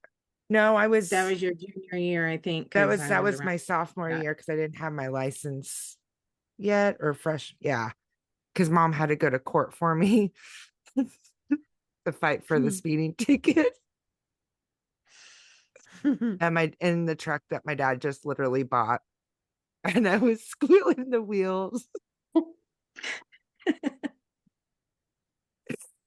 Being stupid. So that would be my rebellious teenage stupid years that I look back and I'm like, oh my God, I'm such an idiot. And thank God I live in town. So if Miles wants to sneak out, he doesn't need to steal my vehicle. Actually, that's not true. I lived in town and I definitely stole my mom's vehicle and was definitely a part of other people stealing their parents' vehicles. Like we all did it. I We don't all know. did it. Maybe not Yeah. everybody did it, but like I did it, you did it, you know, Megan did it. Yeah, that was I my rebellious years. I did not really smoke. I don't think I smoked Me cigarettes as neither. a kid. I didn't smoke weed as a kid. That came, a little bit later. I definitely drank. I definitely, I mean, I guess you could say snuck out. It was more like just left, if you ask me. I just left. I just go where I want to go. Um, You're not stopping me today. she wasn't there. Like, I mean, what are you gonna do? Like, I'm just gonna go do what I want to do, and I did. You're not I skipped a little stopping bit me of today. school. I skipped a little bit of school. I had a lot of sex. And that's something neither one of you said, but we all know, like, I mean, Megan got knocked up, but like that only took one time, and that's all it was. She was gone for like 46 minutes and came back with a baby, you know? I was just fucking. I've told both my kids a long time ago, like, your mom was a hoe. And Oh, I shucks. was, and I own it. And I tried to have a boyfriend and, we spent a lot of time together, but when we weren't, and sometimes when we were, I was still, still having a good old time with whoever, whenever I wanted. So it didn't help that I lived next to a college town and an army base where the dumbest of dumb boys were, but goddamn were they cute. Oh And could God, they get yes. me my beer? And I did it. Oh my God. I yeah, I think those were my big rebellious things. That's the topper. Big old slut. Okay, Kylie, top that. I don't think I can. I was not. That was the one thing I was not.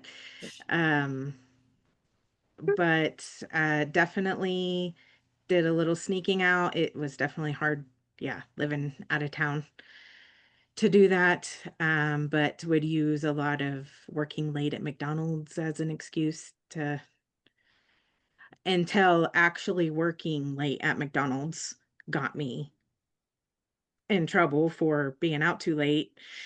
Because it take a long time to close that bitch down. Like scrubbing the floors and cleaning the Especially when we fry were bin.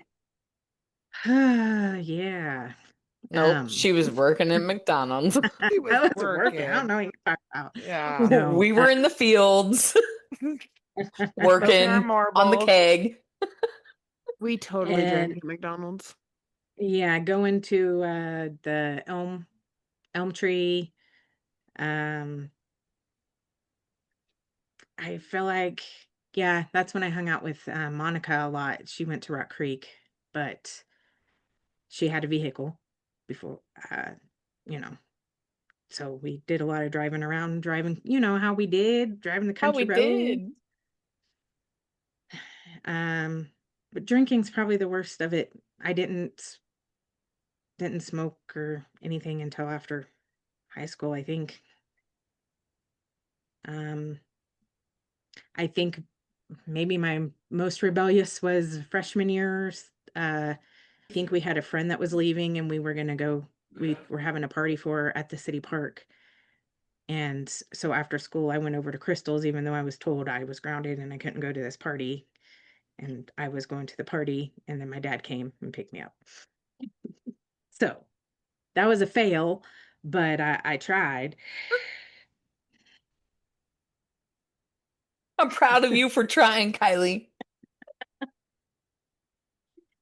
You want me? Come and get me. And he did. You want me? You know where to find me. You know what's interesting about that is I Oh, think shit. growing up in such a small town like we did, sneaking out was part of it. Like we had to get out. Like none of us told stories about like raging parties that we threw. But I did throw one. And it was my 16th birthday. Mm-hmm. And I remember that. Oh, Like, we were there. I was there. You want to say I hi? think so many other kids and like different like some of the TV shows we see, like their big things, oh, we had these parties. And it's like, no, dude, we went to parties out in the fucking woods. We Out went in the to middle of parties, nowhere, yeah, like we went to parties like Marijuana Lane, not in the our Oak Tree. homes. I had one party Where'd he go? and my mom was out of town and I didn't even find out until like months and months and months later, but she knew about it. And she like slyly called me out on it. I love that for her. Didn't get I me. feel like that was her MO. Yeah. She always knew. She was like, I fucking, Yeah, she always knew. Mm-hmm. yeah, but I'm just like, what are you gonna do about it? But yeah, that was a rager. It was a big party. I mean, I do also what I talk want. about being a hoe. I'm pretty sure every inch of that house had sex on it. I mean, a bathroom sink got broken. I'm sorry. Okay. Macy And K. yeah, Kylie, you're up. Oh, I already went. she already went. Oh, We did so good.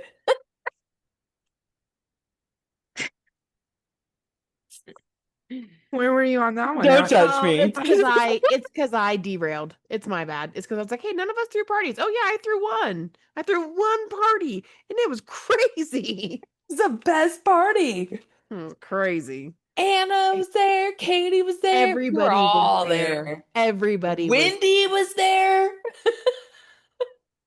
They were all there. We were all there. Everybody was there. Oh my God. All right, you guys, listen. It's been like 4 fucking hours. 3 hours. Follow, like, and share. See you next time. Oh my gosh, that's it. That's all, folks. That's a wrap for today's episode of the Mac Besties podcast. We hope you laughed, learned, and felt a little closer to your besties. Remember, life is better when shared with friends. Don't forget to follow us on Facebook, Instagram, and YouTube, and subscribe wherever you get your podcasts. And hey, send us an email or leave us a review. It helps more women like you join the conversation. Until next time, stay true, stay bold, and stay connected. See you soon.